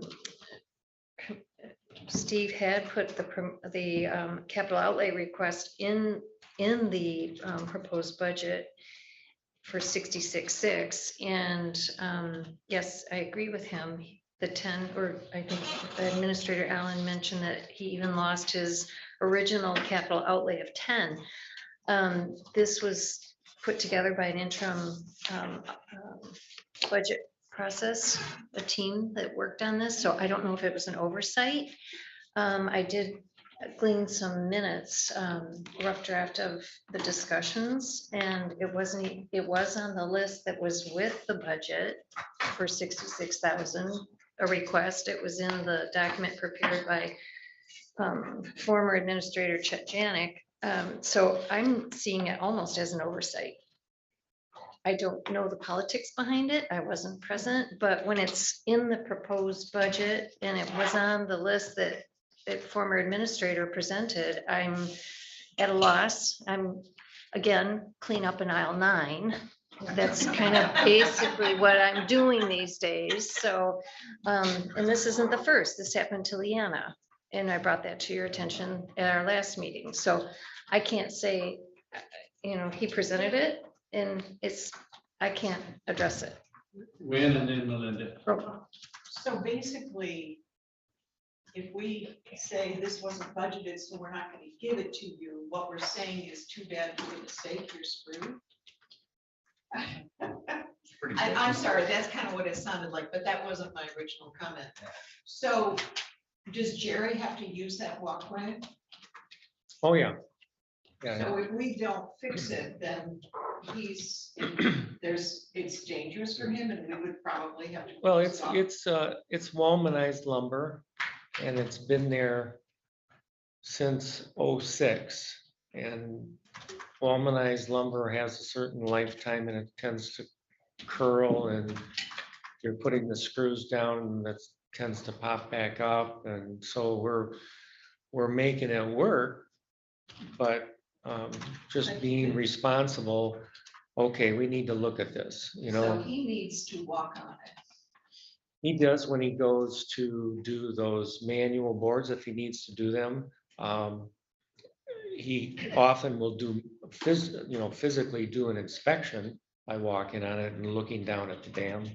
So it's not like we can close it off and we can still do his work. I'm not sure that we can close it off, period. I don't know I can't remember the negotiations with the entities. It sounds like we need to know. Melinda. Thank you. Emma, No, to clarify, the question was, where are you proposing the money come from? That's the bigger question, and that's what I was going to ask. So no, the question was, oh, no, you're not screwed in your term, more of where is it coming from? And two things. Do we have to keep it open to the public? I don't remember that. I know it is, but I don't know that that was a part of the contract when we built the dam. I don't remember. It's a nice feature. I mean, everybody enjoys walking over the dam. And I imagine we got the liability of all that covered too with our insurance. We certainly are making sure of that. I think the other question was, is that the only way to access the boards? But so 2 questions here. One is, where is this money coming from? And 2, how often does Jerry get to those boards? Does he have to do them at all? If I could talk about where can you get the money from? I think that, Jen, if you'll just help me out, I'm just thinking a general fund allocation. Typically, they could also request it from GTR, but it is capital improvements to assets that you have. These are assets that Steve and I talked about. I went to the Dam Authority, I did the tour. This is a large asset that is county owned. And so to keep up that asset, you will continue to repair. We can certainly look into, Steve, I thought it mentioned at the Dam Authority meeting, that in the case of this construction, you did not facilitate any kind of percentage like we are with the drainage districts for maintenance. And that I believe there's a MCL or something that states you can't just do maintenance and then charge your riparians, that you now are in charge of this asset and this is your asset to keep up to date, just like a home. So in 2005 and 2006, this was constructed. And I don't believe, was the roof part of the construction process? Yep. So it's all starting to wear and tear on you. Well, the salt water really affects those screws. Kim? Yeah, so right in those sharp. That's tongue in cheek, Yeah. yes, yes, well said. Yeah, so I'm one of the new members on the 5-member Dam Authority, and we did do the tour, and they clearly showed us the leaks. They clearly showed us how the walkway needs to be maintained, repaired, so that capital asset is in good shape. So I totally agree with their request, but I was extremely confused and disappointed that $10,000 from a budget was just gone. So that was my hesitation in providing support for that motion that was made, because there's just some unanswered questions. And I think as we go forward, I think we need to look at the past and figure out what the heck went on and why, at the least, why that $10,000 is still not on the budget. And this is a priority 2 CIP project, so I get that. If maybe we don't have the funds to say yes to that right now, but at least what happened to that 10,000, and if maybe we could use that 10,000 that was already in the budget from this year. Can we use that to do some of the maintenance that maybe a patch? I don't know. We didn't actually discuss that idea thoroughly. How much it would actually cost to just do some repair work on the 2 issues that we're looking at. I was just gonna say, I can talk to numbers. Do you have on your 10,000 that you had something specific you were going to do with it, or just have it as capital outlay? That was kind of there. Okay. You So Steve does know, have $11,000 in fund balance in cash that we can bring forward towards this project, towards two projects. The other option you have is you do have a contingency within your general fund. I don't have the number off the top of my head. I know it's at least more than 300 and some odd $1,000. If we aren't going to be touching that, which I'm not aware of any projects now, I know we're only into May, we certainly could take the other 50,056 from that and put it into the dam, and then that would be there for projects this year. 56, I think, right? So it's 66 that you have in total. You have 10 you can use, and you'd be asking for 56. Okay, yeah, there's 11 in fund balance, so I'd have to look real close to make sure that ties out to cash. But I believe we can roll forward, bring in that additional fund balance forward, and then adjust with an amendment and transfer from the general fund, and then do it from contingency. And then that way you're looking at maybe still having at least 330,000 in your contingency. I'm just trying to, I didn't process the full budget last year, so I don't have that number on the top of my head. Jamie, Doug, and Kama, and Melinda, and then I want to talk. Without any visuals in front of me, I guess I wanted to throw this out. Can we, if we don't fix this, can we be found negligent? Workers' comp, everything. Okay. Doug? So first off, I have a few points. One, it's this Fund 805 Special Assessment Capital Project Fund. I think I just heard that it can't come from special assessments. So what happens is when the dam was constructed in 2005 and you create this fund with a special assessment, the same thing's gonna happen with your drainage districts. The difference is your drainage districts, we're gonna provide you new funding, new funds that are consistently or started with a special assessment, a tax revenue. After that, if you don't have a maintenance built in, you would have to, it is your asset as the county's. So we aren't going to change the dam and put it like in capital improvements or anything, because we know that this dam is your property and you will be fixing it for its lifetime. Yeah, I understand. Okay. I guess it just seems like, Yeah. I mean, since the Yep. function has changed, Mhm. that it is no longer a special assessment. There is no funds coming from any special assessment. No, but it is very possible that in the next 20 years, if you need a new dam, you're going to use this to do a special assessment. Yep. So the next question, have we done a competitive bidding process for these repairs? Is this just an estimate? What are we committing to? Are we committing to you going out and getting bids competitively to do this work, or are we just giving you the money and you spend it as you see? We'd have to go out to bids. It's a big item. It's over the 5,000, so we'd go out to bids. We'd go through the process, it'd go through Mitten, and away we go. And the person that gave the quote was Rusty Friedel. He works for Fisher. I sincerely hope that he would, and he's gone through that process. He's very familiar with it. I'm hoping that he would bid anyway. It's not a slam dunk kind of a project doing the walkway. You're out over the river and over the dam, and there's a lot of factors there. He's positioned to be able to do it. He works out of Fisher. It's a big outfit.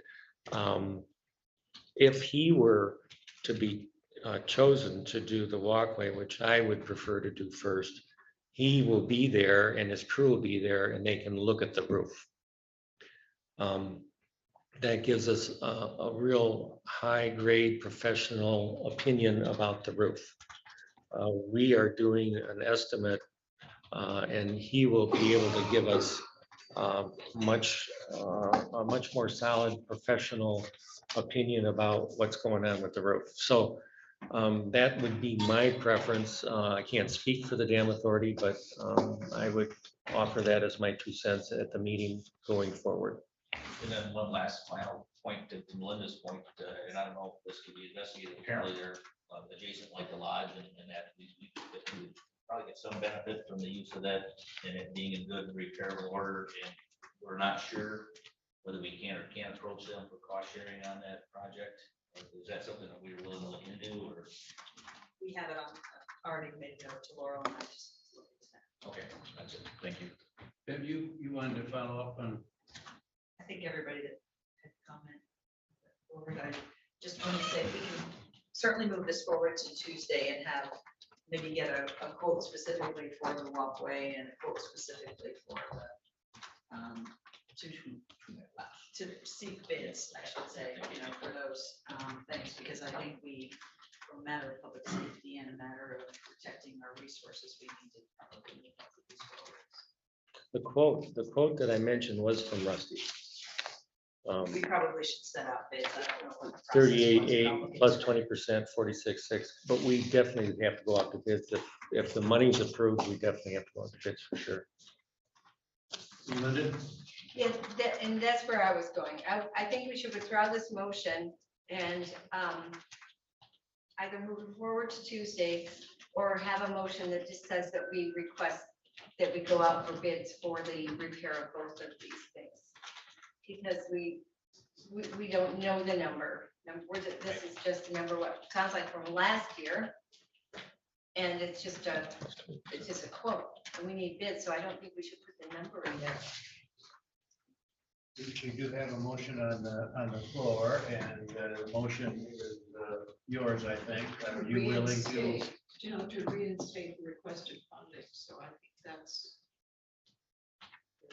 And I think They're just Melinda is asking. suggesting that we get the numbers firmed up before it may be more, it may be less. Okay, so maybe we need a clarification of the motion. So the motion is just to put that much money into his budget, the Just to put it dam back, budget. Just to correct the mistake. Okay, now that's, yes, yeah, we did in a second, so. So yeah, we we're have not a- authorizing the repairs, we're just putting the money into the. Would you read the budget. motion, Jen? To recommend the Leelanau County Board of Commissioners to approve reinstating the requested funding of the 66.6 for Fund 805 to fund the repair of both the walkway and the control room roof at Leelanau Dam, seconded by O'Rourke. So this would be just to create the budget. All those in support of that motion, say aye. Aye. Opposed? Motion passes 7-0. Yeah. I didn't, We had a Well, vote. now I'm confused. Yeah. What you just read was not what Gwen just said. Yes, So- it is. Yep, you're reinstating the request that he had for the 2023 budget that was accidentally left out. Is being reinstated to the amount he wanted in his 2023 budget. So what'll happen is like I stated, it'll go in there for the 66, the capital outlay will be there. You'll go out for bids. When he comes back with bids and you actually approve the project, then we will decide if we need to, move general fund money into it to pay for it. But I can for sure give him the 10 this year, moving fund balance forward and allocate those. So when he comes back with RFPs and bids to the board for projects. Then that way when then we could change the transfer amount if we need to. you understand that, Kevin? Barely, but I'll go. Let me, Good job, let Cameron. me- just let's vote on that again because I'm not sure I counted right. All those in support of the motion, say aye. Aye. Opposed? Motion approved 7-0. I didn't get a chance to make my statement, and I'd like to. We've spent a lot of time on this. And this is one of our assets that, yeah, we got to clean up a problem we made in the finance department last year, but we got to take care of our assets. And so thank you for bringing it forward. If I could just add something, I've, as I'm getting my feet on the ground doing this work for the county, some of these things, these big assets like this dam, and to Jen's point about the drainage district with that 10% maintenance, that's going to be held in perpetuity to repair if a drainage fails. I'm thinking about this dam and forward thinking about no pun intended, a sinking fund. That we every year put a bit aside for a failure or something, if it would be outside the scope of a catastrophic event like vandalism or, something like that. Because that's something that I'm learning about, but it's something I remember we did a lot of at the township level on things that would be a big expenditure in any one year, but every year just allocate a smaller percentage toward maintenance of these big ticket items, so that if there is something catastrophic that our insurance wouldn't cover, we would have at least foothold on some funds. I'm just thinking forward.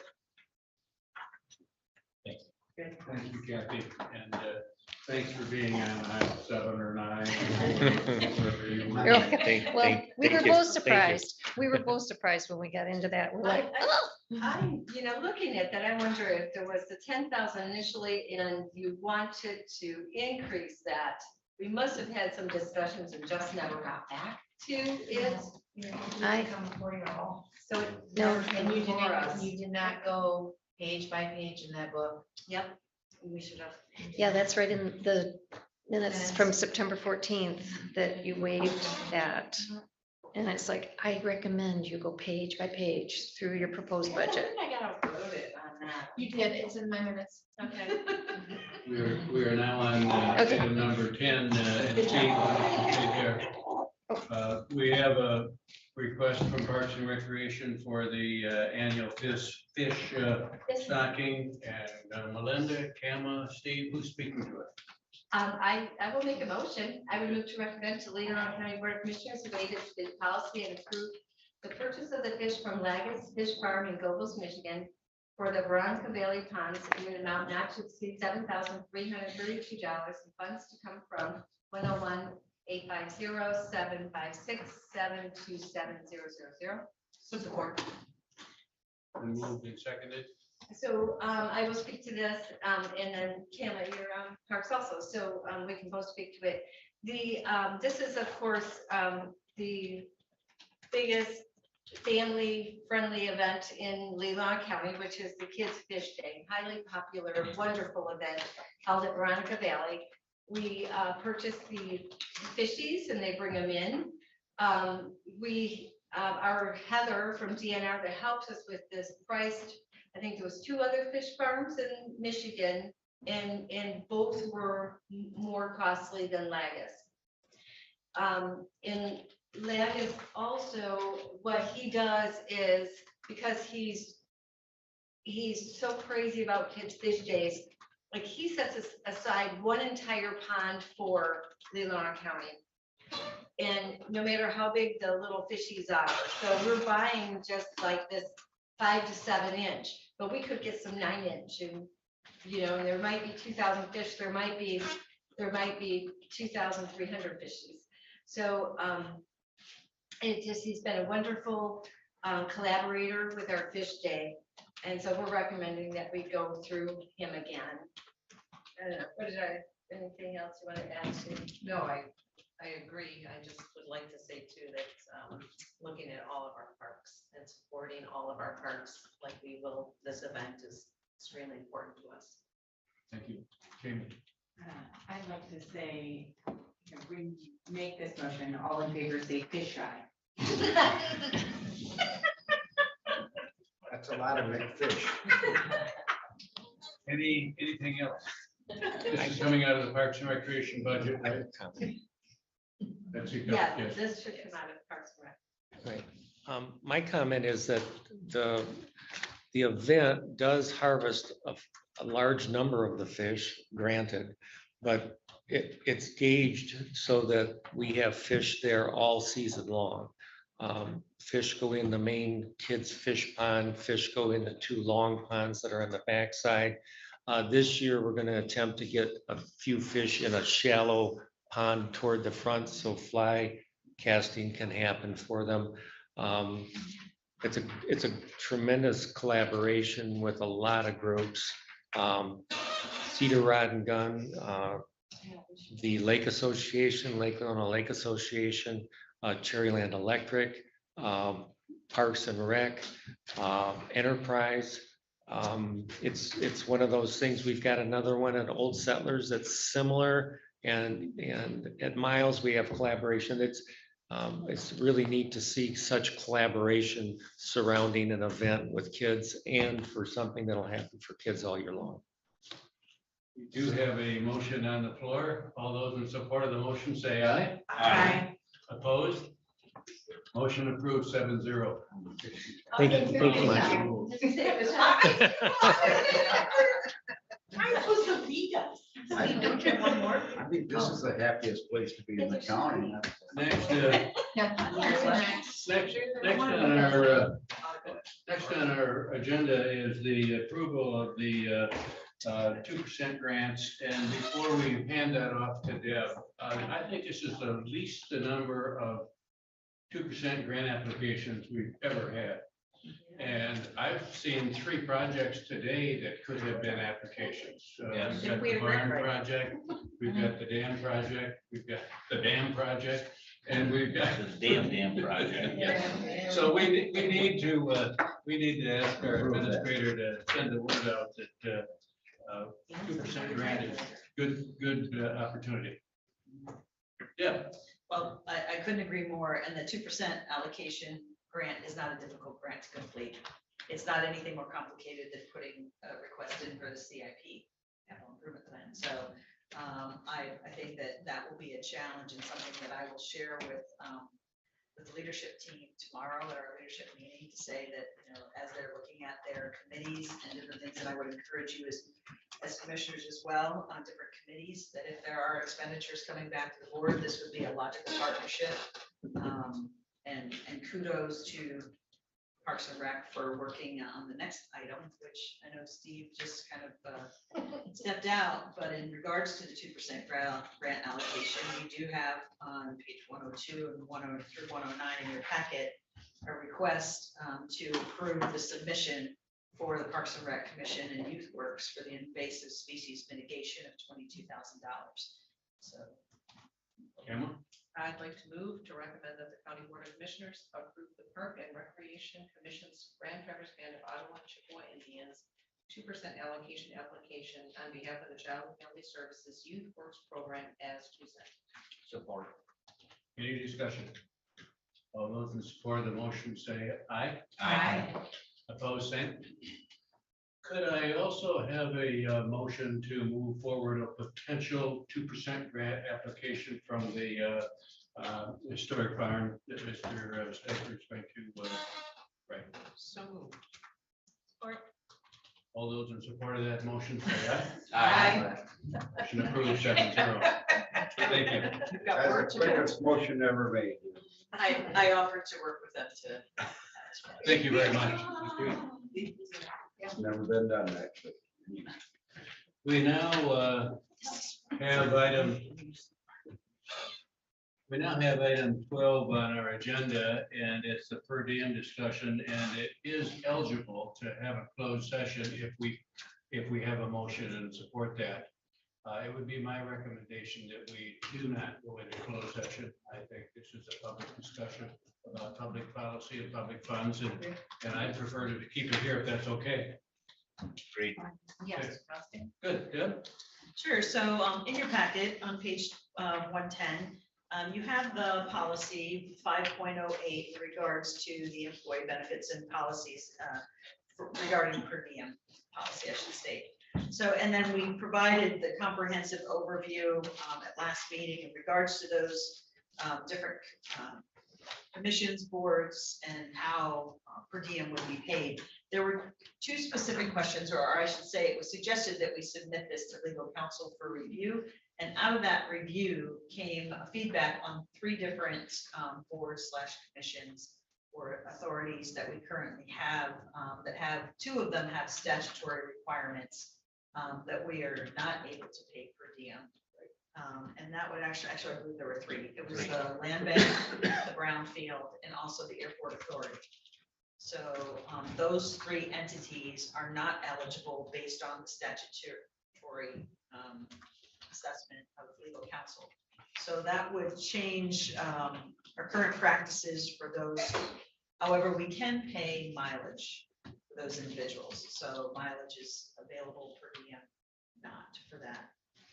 And I think that probably answers the questions of the majority of those. I'm going to defer to Kathy too. Sorry to put you on the spot on this, as well as to Laurel if there are any other items, but I think that concludes most of the assessment that we needed to do for at least looking at our current policies and procedures and how we move forward with this. Yeah, and I can confirm through the treasurer's office, we've not paid per diem on land bank ever. We have on brownfield. I think that brownfield funds were not used to pay those per diems. General funds were used. Maybe that was some of the thought process behind, but I do know about the MCL, and that's all I can offer. Any So, as on the airport authority, Mr. Flonick he was being paid as a commissioner, and once he is not a commissioner, he is not eligible for pay under the Public Act. Is that correct? I believe that we're not to pay him at all. I mean, it depends, no per diem for airport authority, whether you're a commissioner or a citizen. And we had been. Yes, we have. Right. So that would have been paid by the airport authority. I don't think. Well, they- it was a commissioner. There would not be compensation for anyone serving on that. It's not legal for any entity to pay it for the MCL. That's my understanding. That's Just what per I diem. understand. You're eligible. Just per for diem, you mileage. can pay mileage. And you had like an expense like parking, something like that. So I've been overpaid then if I've submitted. But that's okay. It was. All it was other inherent. commissions that people are assigned here they get paid for, right? Yes. There are the three authorities that we by law can't pay for. The airport authority, the land bank authority, and the brownfield. Correct. And that's by state law. If it's been paid in the past, it might have been one of those cleanup in aisle 9 issues. Kathy can't speak to, maybe it's never been paid, but it should have Land, been paid. yeah, land bank, I know has not. I verified that with the treasurer's So office. are we talking about commissioner, or I thought we were talking about citizen appointments? Anyone. It doesn't matter in these 3 categories, from what I understand. It would not matter if you were a commissioner serving in that capacity or a citizen at large. Well, that's actually, I haven't read it, I mean, if I read this opinion exactly as it said, so we were asked to review per diems and mileage from county commissioners appointed to certain county boards, being those 3 boards. And each of these boards has specific statute that especially states that the members of those agency boards shall serve without compensation. So what I'm reading applies specifically to county commissioners. I don't know, and I don't. I think the reference in that you're reading is the board member. So if you're on the authority, you're a board member. English is pretty. So if we have a citizen at large serving on the airport authority, they're a board member. So the agency board is referring to the board itself, not the commissioner, the board of commissioners, okay. I did speak with legal counsel, and they confirmed that it is, that Okay. we should not be paying. Doesn't matter. Per diem. Okay, right. Just want to clarify. Jamie? Well, Oh, no, I was just holding my head and looking at. We did get a legal opinion. We know what we have to do. Is there a motion on the table to accept the reimbursement list that we have? That is the official one. It's on pages 112 and 113 of our board. packet. No, I have a question. Well, let's get a motion on the table first, Hold on a second. and then we can have discussion. So are we moving that to the agenda item of review potential approval of the inclusive list? So this portion was just discussion, right? correct. On your legal. I just And wanna none make of the sure. map boards are on that list. That's separate down here. That's item I C. know, but 1 they and 2. should be on that list. If there's something that will pay per diem for. So I would say the list is incomplete. Yeah, I withdraw my request to ask for a motion. We are now open for discussion on what's been presented from legal counsel. So who's on brownfield? I am, and land bank. So So, yes. I shouldn't have traded with Mr. Expo, taking the airport and giving him Two of my 3. I did that. You should. Wow. Deal's a deal, Jim. you know that, so. Do you get airport files? But let's stay on that. Let's, when do you have, Well, I'm just saying, if we're gonna vote on that list, I haven't looked, but I don't believe the MAC boards are on that list, so I hesitate to use that list as our authority. So that list only has finite seats that everyone is available to. Your position on the MAC Ag and Tourism Board isn't something that you know we'll have in the future. That was just something that you were awarded. So it kind of falls outside of this per diem list. The per diem list is something that the board approves seats on for the commissioners and the public in general. Which is the next agenda item. Item C addresses the approval of that. So then the Northern Michigan Counties Association would not be part of the permanent list either, because Yeah, we will yes. always have someone on it. as chair, I want to call myself as a point of order. We are on the first item, which is Okay. approving the list of per diems that we have in this list. If we want to add to So it later by more Okay. action, I'll make the motion. we can do Mr. that. Chairman. You make the motion. Support. Been moved and seconded. Is there any further discussion about pages 112 and 113, the list of approved per diems? We will update this list to reflect going forward that there will not be payments for those three entities, and that however, it will reflect that there is mileage reimbursement. So when you see this on Tuesday, it will be an updated list to reflect those items. If there are any subsequent additions, we'll edit it also. So the motion then is to approve this list as amended by the opinion by Stoker that eliminates these. That's the full motion, then, correct? That's the motion you made, Melinda? Yes, I have a question. Yeah. Okay, thank you. Thank you, Doug. As long as it's amended. Melinda, you hand still up or?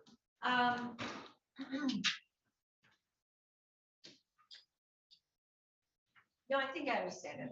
I think I understand it. Before we vote, we have changed the rules on a couple of these. So if you are assigned an appointment and this decision changes your interest or willingness to serve, please let me know. Okay. All those in support of the motion, say aye. Aye. Opposed, same. Absolutely not. Okay, the motion passes 6-1, 5-2. 5-2. 5-2. Okay. Zach has to get a work in the paper somehow. We, I even woke up back there. we now have the potential approval of MAC assignments. It has, the first one is the MAC assignment for Agriculture and Tourism Committee. And the second one is MAC Conference Commissioner Al Geyer, who represents us as our representative. You want to speak to that? Well, there's also the Northern Michigan Counties Association, so there are, I went to the conference. Did you just say that? Because I went to the conference. But I agreed to go to the NMCA meeting as well as the MAC Ag and Tourism. So 2 plus the conference. I think point of order, we have to address the two in the agenda. We'd have to, we'd You have to said have we an could add agenda. that. We'd have to have a move that to have an agenda item at the next meeting. We'll have to move that to Tuesday night. It's my understanding that when we go to a MAC conference, we are going on our own unless we're representing the Board of Commissioners as our representative. Right. And I think this request that we have on this is that we ask Gwen to be our representative on the Legislative Committee and on the Agricultural and Tourism Committee. And because she's representing us and will report back to us, are we willing to approve that as a per diem? That's the question. Melinda? I have a question about the Agriculture and Tourism Committee, because I served on that for a while with Matt. And it was just telephone conferences, like I never actually physically went to a committee meeting. Is that still how they do those? You have the option. I'll probably do mostly Zoom. I might go to 1 or 2 just so I can meet the people. Okay. I'll see. The NMCA, I'll probably do both. Okay. Depending on the weather. I where kind it of is. see a separation when it comes to the per diems, but like the MAC conference, I agree with what Ty's saying, but I think by special motion, we had maybe 3 commissioners attend the MAC conferences over the last few years. Used to be nobody went, and I think 3 commissioners. I thought by board motion, we did compensate per diem, you know, the amount, if it was a full day. But I think it was done by special motion because they were representing the county, so it was by vote. So I don't see a problem with the MAC conference for commissioners that want to go, but as far as the committees go, that one might be different. I'm looking at the motion that Doug made on April 18. I'll read it if I may. Motion by Rexbro to recommend to the Leelanau County Board of Commissioners that Commissioner Gwen Algar receive per diem for the MAC Agriculture and Tourism Committee and attendance at the conference, seconded by Wapner. So that was what we had approved in April. Right. And then questions came up. Just a question, when you're listening to the conversation, you wouldn't seek a per diem for a phone conference. It's a Zoom meeting. A Zoom and meeting. It's a Zoom meeting, and we've always gotten per diems for Zoom meetings. I don't think we can anymore, not since COVID, but right? We are not, this is, I think this is different than a county board of commissioners. We have an opinion on that from our attorneys. I did not think that we could get compensated for, like, even you were in Florida, right? You couldn't be paid for that meeting, could you? But that was for the county board of commissioners. I guess we need to find out. Because we would be a commissioner. Correct? Pardon? You would be a commissioner on this Zoom. I think the policy, We have to find out. That'd be the only question I had about it. I suggest that we move this forward to Tuesday night, get some clarification, get motions written out, and then make a decision Tuesday night. Is that appropriate? Great. Can somebody make that motion? So moved. Got that, Jen? Or Jill? I mean, Jen? Jack, Clean up do you have that? Absolutely. All those in support of the motion that's on the table, say aye. Aye. Rex wrote that. Oh, and Rex made the motion. Wes supported it. Right. thank you. It's been a tough morning. Wow. I would suggest, if I may, we'll put this in several different motions for Tuesday night, so that one's to approve the list of the different ones to approve conference fee, and one's to approve membership, so that each one of those can be reviewed separately. And we also need one for the Northern Michigan. Remind me of that, so we'll make sure that we get those in the report. And we will review whether we actually can compensate for Zoom meetings as well by the have that I'll information inquire for us. Please, thank you. It's a lot cheaper than paying mileage for a restaurant. Oh, I have no issue with it. It's just whether we fall into one of these other things like the attorney that says we just can't do it, so it's one. Well, we can opening of the door. And I think we all go to some meetings and we all represent the county on some things and I think we need to be careful about approving too many per diem appointments and make sure that we can defend each one of them.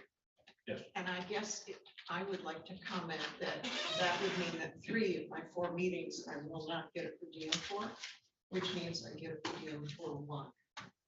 So be careful what we start to limit. And as far as our commitment to representing our county, I don't think if I did that, I would participate and I would not do it lightly. And it would be an honor to represent our county. On the other hand, there is a limit.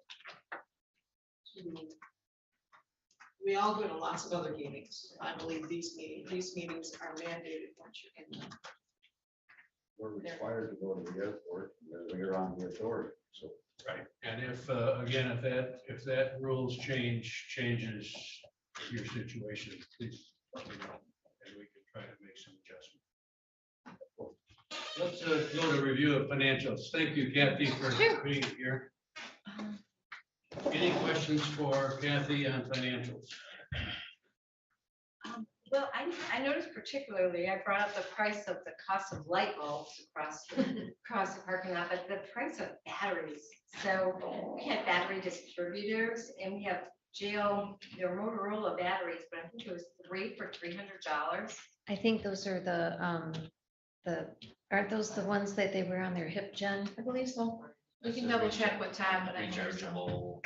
Is that a lot? Is that standard for those? Did we Well, select the wrong brand of no. those radios or is that? I did talk to Todd about those because the invoice came in, it was dated November. And I said, did we miss a cleanup opportunity, and he said, no, we just got them, supply chain issues. Oh, that's probably the next one, then, sheriff jail, they got 5. Yeah. And it's just- But it had some services too, but it was 655. So that's just a standard price for those radio batteries? I don't think it's out of line. Okay, wow, it just seemed kind of like. I didn't. And I think it is a supply chain issue too. So there might be a slight, premium for some things that are hard to get. Okay. Any other questions for Kathy? I see another large drain district for the. Is it Lake Bluffs? Is it for? The Lake Bluffs is only 118 or something, but there was a Timberlake was 5,500. Okay, and we'll continue to point those off because we will be reimbursed if those, go If they to, go through. yeah, we'll get the general fund reimbursed for that. Anything else? I think that was pretty much. Thank you, Kathy. Sure. Thank you. We are now on special reports by staff, commissioners, and affiliated agencies. Well, we had a first meeting, but we just covered the fish. We covered the, we're going to continue to take care of our monkey flowers at Old Settlers Park. To take care of that. We have an opportunity, Kim, I might even speak to that, of planting 3 giant sequoias at Veronica Valley. He said they're giant. I guess we will never live to see them as giants, but so we're going to be doing that. A lot of getting into the maintenance. We've hardly spent any of our budget yet because parks are just now getting opened up. We had a little walkthrough of the Old Settlers Park, trying to decide what projects we're going to work on there. We got a little work to do on our gazebo. Our chapel looks really good. We're adding a bench. Our gazebo with the new picnic area looks great. Yeah, and then there's going to be, we approved a music in the park request. Does that have to come before the full board or not? Should we be, the music in the park, that we're authorizing the Glen Lake Community Reformed Church to do their music in the park? I don't know, thought they had to come to the full board of commissioners. So we should. And I think that's in July, so maybe we have time, but let's make sure we get that covered. That's all I can think of that we covered in parks.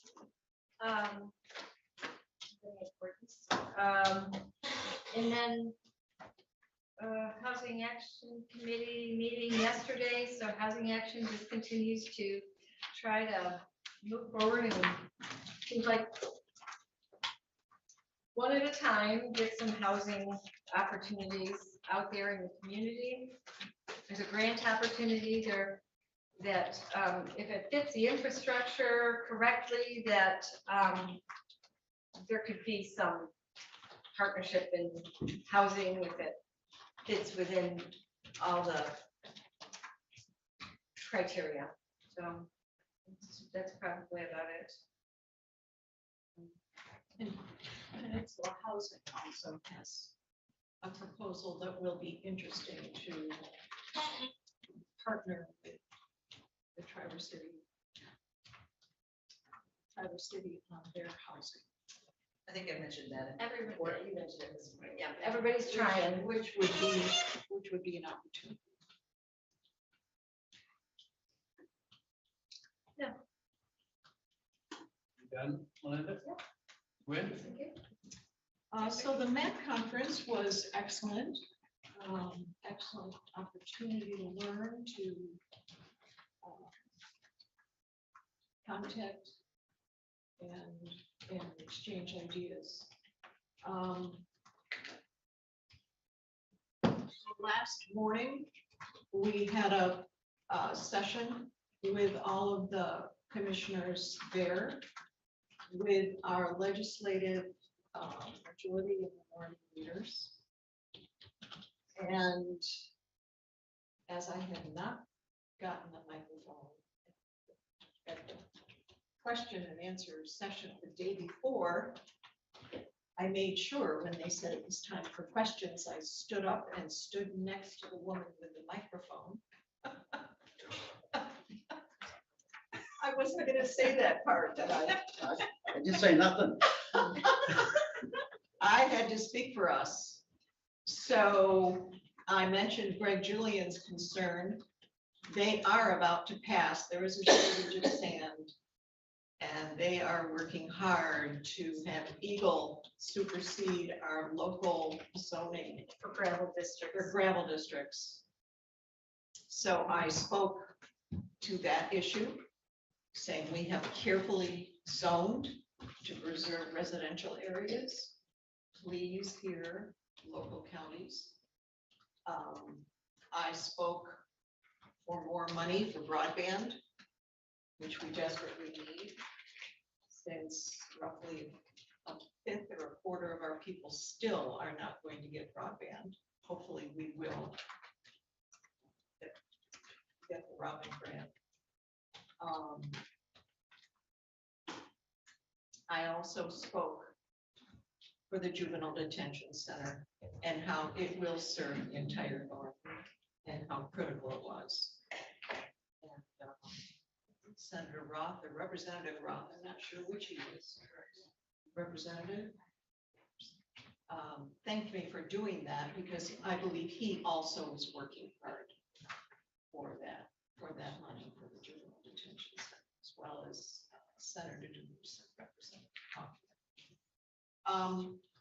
MAC is one of their ongoing quests is for consistent fair revenue sharing for counties, instead of wondering every year what we will get, that there be a set amount from taxes. Although tax collections can vary, at least we will know we get a certain percentage every year. They are working to have the Open Meetings Act revert to what it was before the pandemic. Among other things, but they do advocate for us. And I found that session very important. Thank you for attending and reporting. And it's important that we have somebody there, so thank you. Anybody else? Well, I'd like to speak, and one of my assignments was to join Deb and Kathy and Jen and John at the internal finance review committee, and we've been doing that, and I have been very impressed with that whole team. And we meet tomorrow, as you mentioned, and we will have our representative from Raymond join us, and we will continue on with our transitioning, and I am very impressed with how that group has worked, and I thank Kathy, and I thank Jen, and I thank Michelle, and I thank John, and I especially thank Deb, and I know that you've done lots of stuff, so thank you. All this Lots of stuff. Yeah, lots of stuff. Approve that motion. We now have public comment. Bill.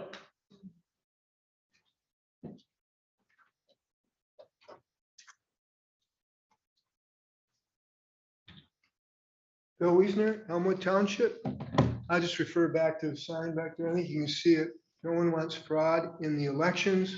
We're going to continue with 2 hours before every meeting out on the streets. Again, it was much more seen at the corner of Tom's West Bay. So a great many people saw it. I hope they'll all call in and demand honest elections. And the only way we'll get it is by getting rid of the machines. I want to go right to the handout, page 3, and this chart on the top. It's great. We had freedom when the elections were with the precincts in the county. That was in the past. High amount of transparency, if you see at the bottom. Right now, we're in the states and corporations kind of controlling everything. say like Dominion, say like Facebook, say like the ERIC system. There's a lot of danger there, close to none for the transparency.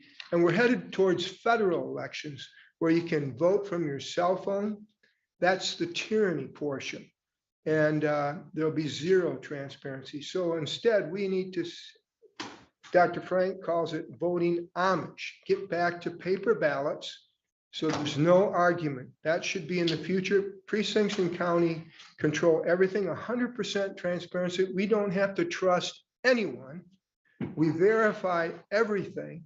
And there's not years and years of 59% think the election was stolen. 80% of the Republicans do. The Democrats in 2018, I thought it was too. Let's get rid of all that and have full, authentic elections.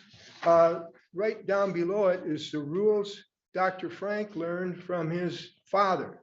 He calls it the rules. He says, my father taught me rules serve the people. People don't serve the rules. Suppose that someone is breaking into your home every day, molesting your children and stealing your money. But the rules in your state say that you are not allowed to lock your doors nor arm yourself. What are we going to do? Of course, we're going to arm yourself and lock your doors. Well, this situation is analogous to our elections, and I'm tired of hearing local officials say we have to run our elections this way because those are the rules. Folks, our corrupted elections are allowing them to steal our money and molest our children. It's time to arm ourselves and lock the doors. We need paper ballots, verified, all verified, no trust necessary. That on the back page, there's a 13-minute video by Texas Attorney General Ken Paxton. It's great. Here's the truth about election fraud. And the quote is down below. This week, Texas Attorney General Ken Paxton gave a brilliant short talk at the Heritage Foundation explaining how the Democrats pulled off the election coup of 2021 and why the most insidious element of it can't be technically proven. Is that what we want for our elections? Everyone, 59%, think it's false, think there's no transparency, think there's no verification, but still we go forward with this. The rules shouldn't be ruling how we do things, how it's just not. Okay, back to the front page. Peter Lichtenheld, he's it's a voting system, Hart Intercivic Senior Vice President of Customer Success. He says, and I'll fully admit, anybody who says something's not hackable is a fool. So anything can be hacked, right? And they go on to talk about the Microsoft SQL server. And down below, they talk about the logic and accuracy tests that the good-hearted election officials use as proof. And it's just setting up false confidence from the manufacturers who make these systems and these tests and pass it on to everybody else. He says it's disgusting. Plus the risk limiting audit, same ways. So I'll go down to the right column of page 2. And this is Joe Altman speaking. You've got, and that's after this shortened 90-minute, they call it, program that's going to be up online. I'm going to send it out to the all the county workers and the teachers, 598 addresses. He says you've got to call the county clerk and recorder. Everyone that's watching this should be calling them and getting rid of these machines. And the last little quote, I don't have time for it, but read the last one. It makes it the last sentence because yeah, I don't have time. All right, thank you. Thank you, Bill. Thank you. We have public comment, Mr. Mikowski. We missed you this morning. Yes. Any commissioner comment? Yes.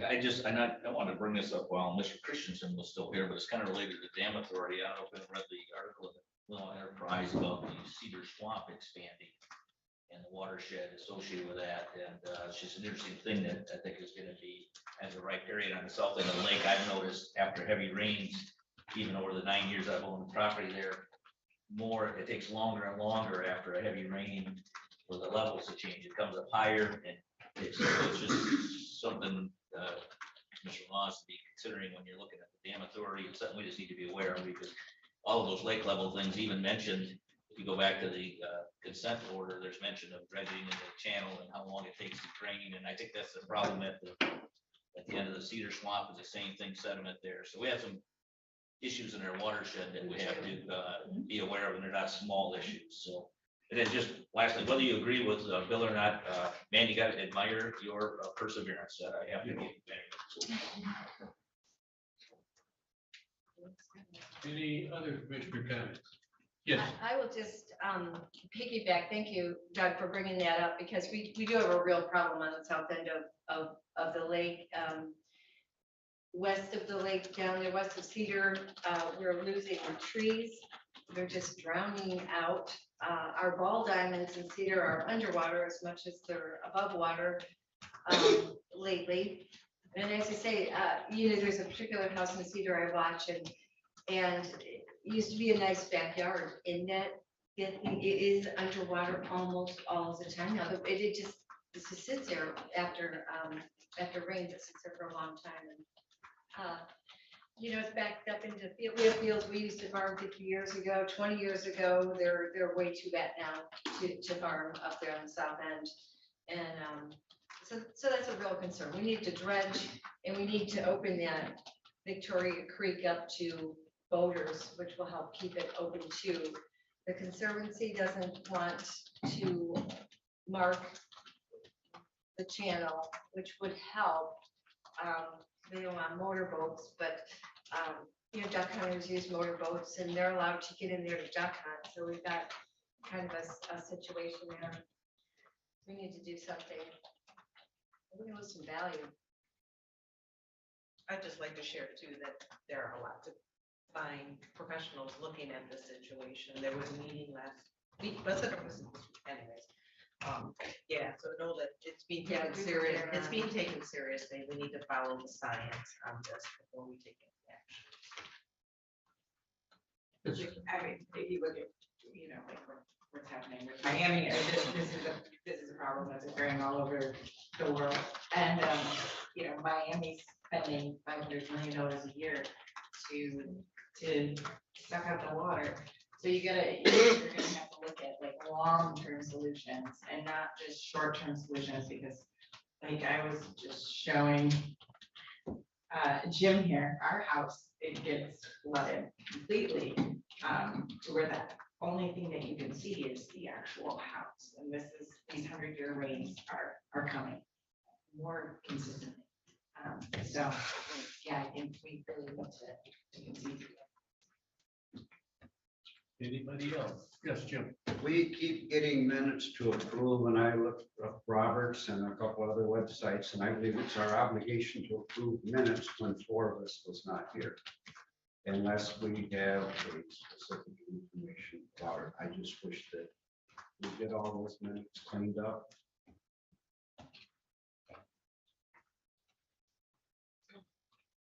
Michelle's here. How many minutes do we have to approve that we made? It's the board's obligation to approve the minutes, whether they were part of the board meeting or not. And we're whittling it down. They're all out on the website. All the motions are done. It's maintaining that conversation back into them. So I've got a list in the office. I'd say it's pretty, it's getting there. Yeah. And actually, if you are reading what we're sending you, see it's like deja vu. Thank But you. what we really want to say is, we've had a lot of meetings, right? You had 92 You had meetings last year. 90 some meetings last year, yeah, and we're whittling it down. In fact, I was doing some adding the discussion. And the discussion, I don't remember what month it was, but it was exactly the same discussion you're having right now. Thanks, And guys. just changing the players' names. Yeah, let's just get them. They are, I mean, they're all available as required by law. I'm just putting the discussion in because that's what people always like. But if you want to stop by afterwards, I can let you know for sure. Anybody else for commissioner comments? Well, I have one, and that is just a thank you. Thanks for being patient when I mispronounce names or whatever, but thanks for the respect. And we disagree and we agree, but I think we're getting along well, and I appreciate it. So thank you. Thank you, Wes. Well done. Well played. We have big things Oh, now. that was good. We now are down, Oh. we're back to business here. We have some approvals to do. Commissioner Lautner, you have anything?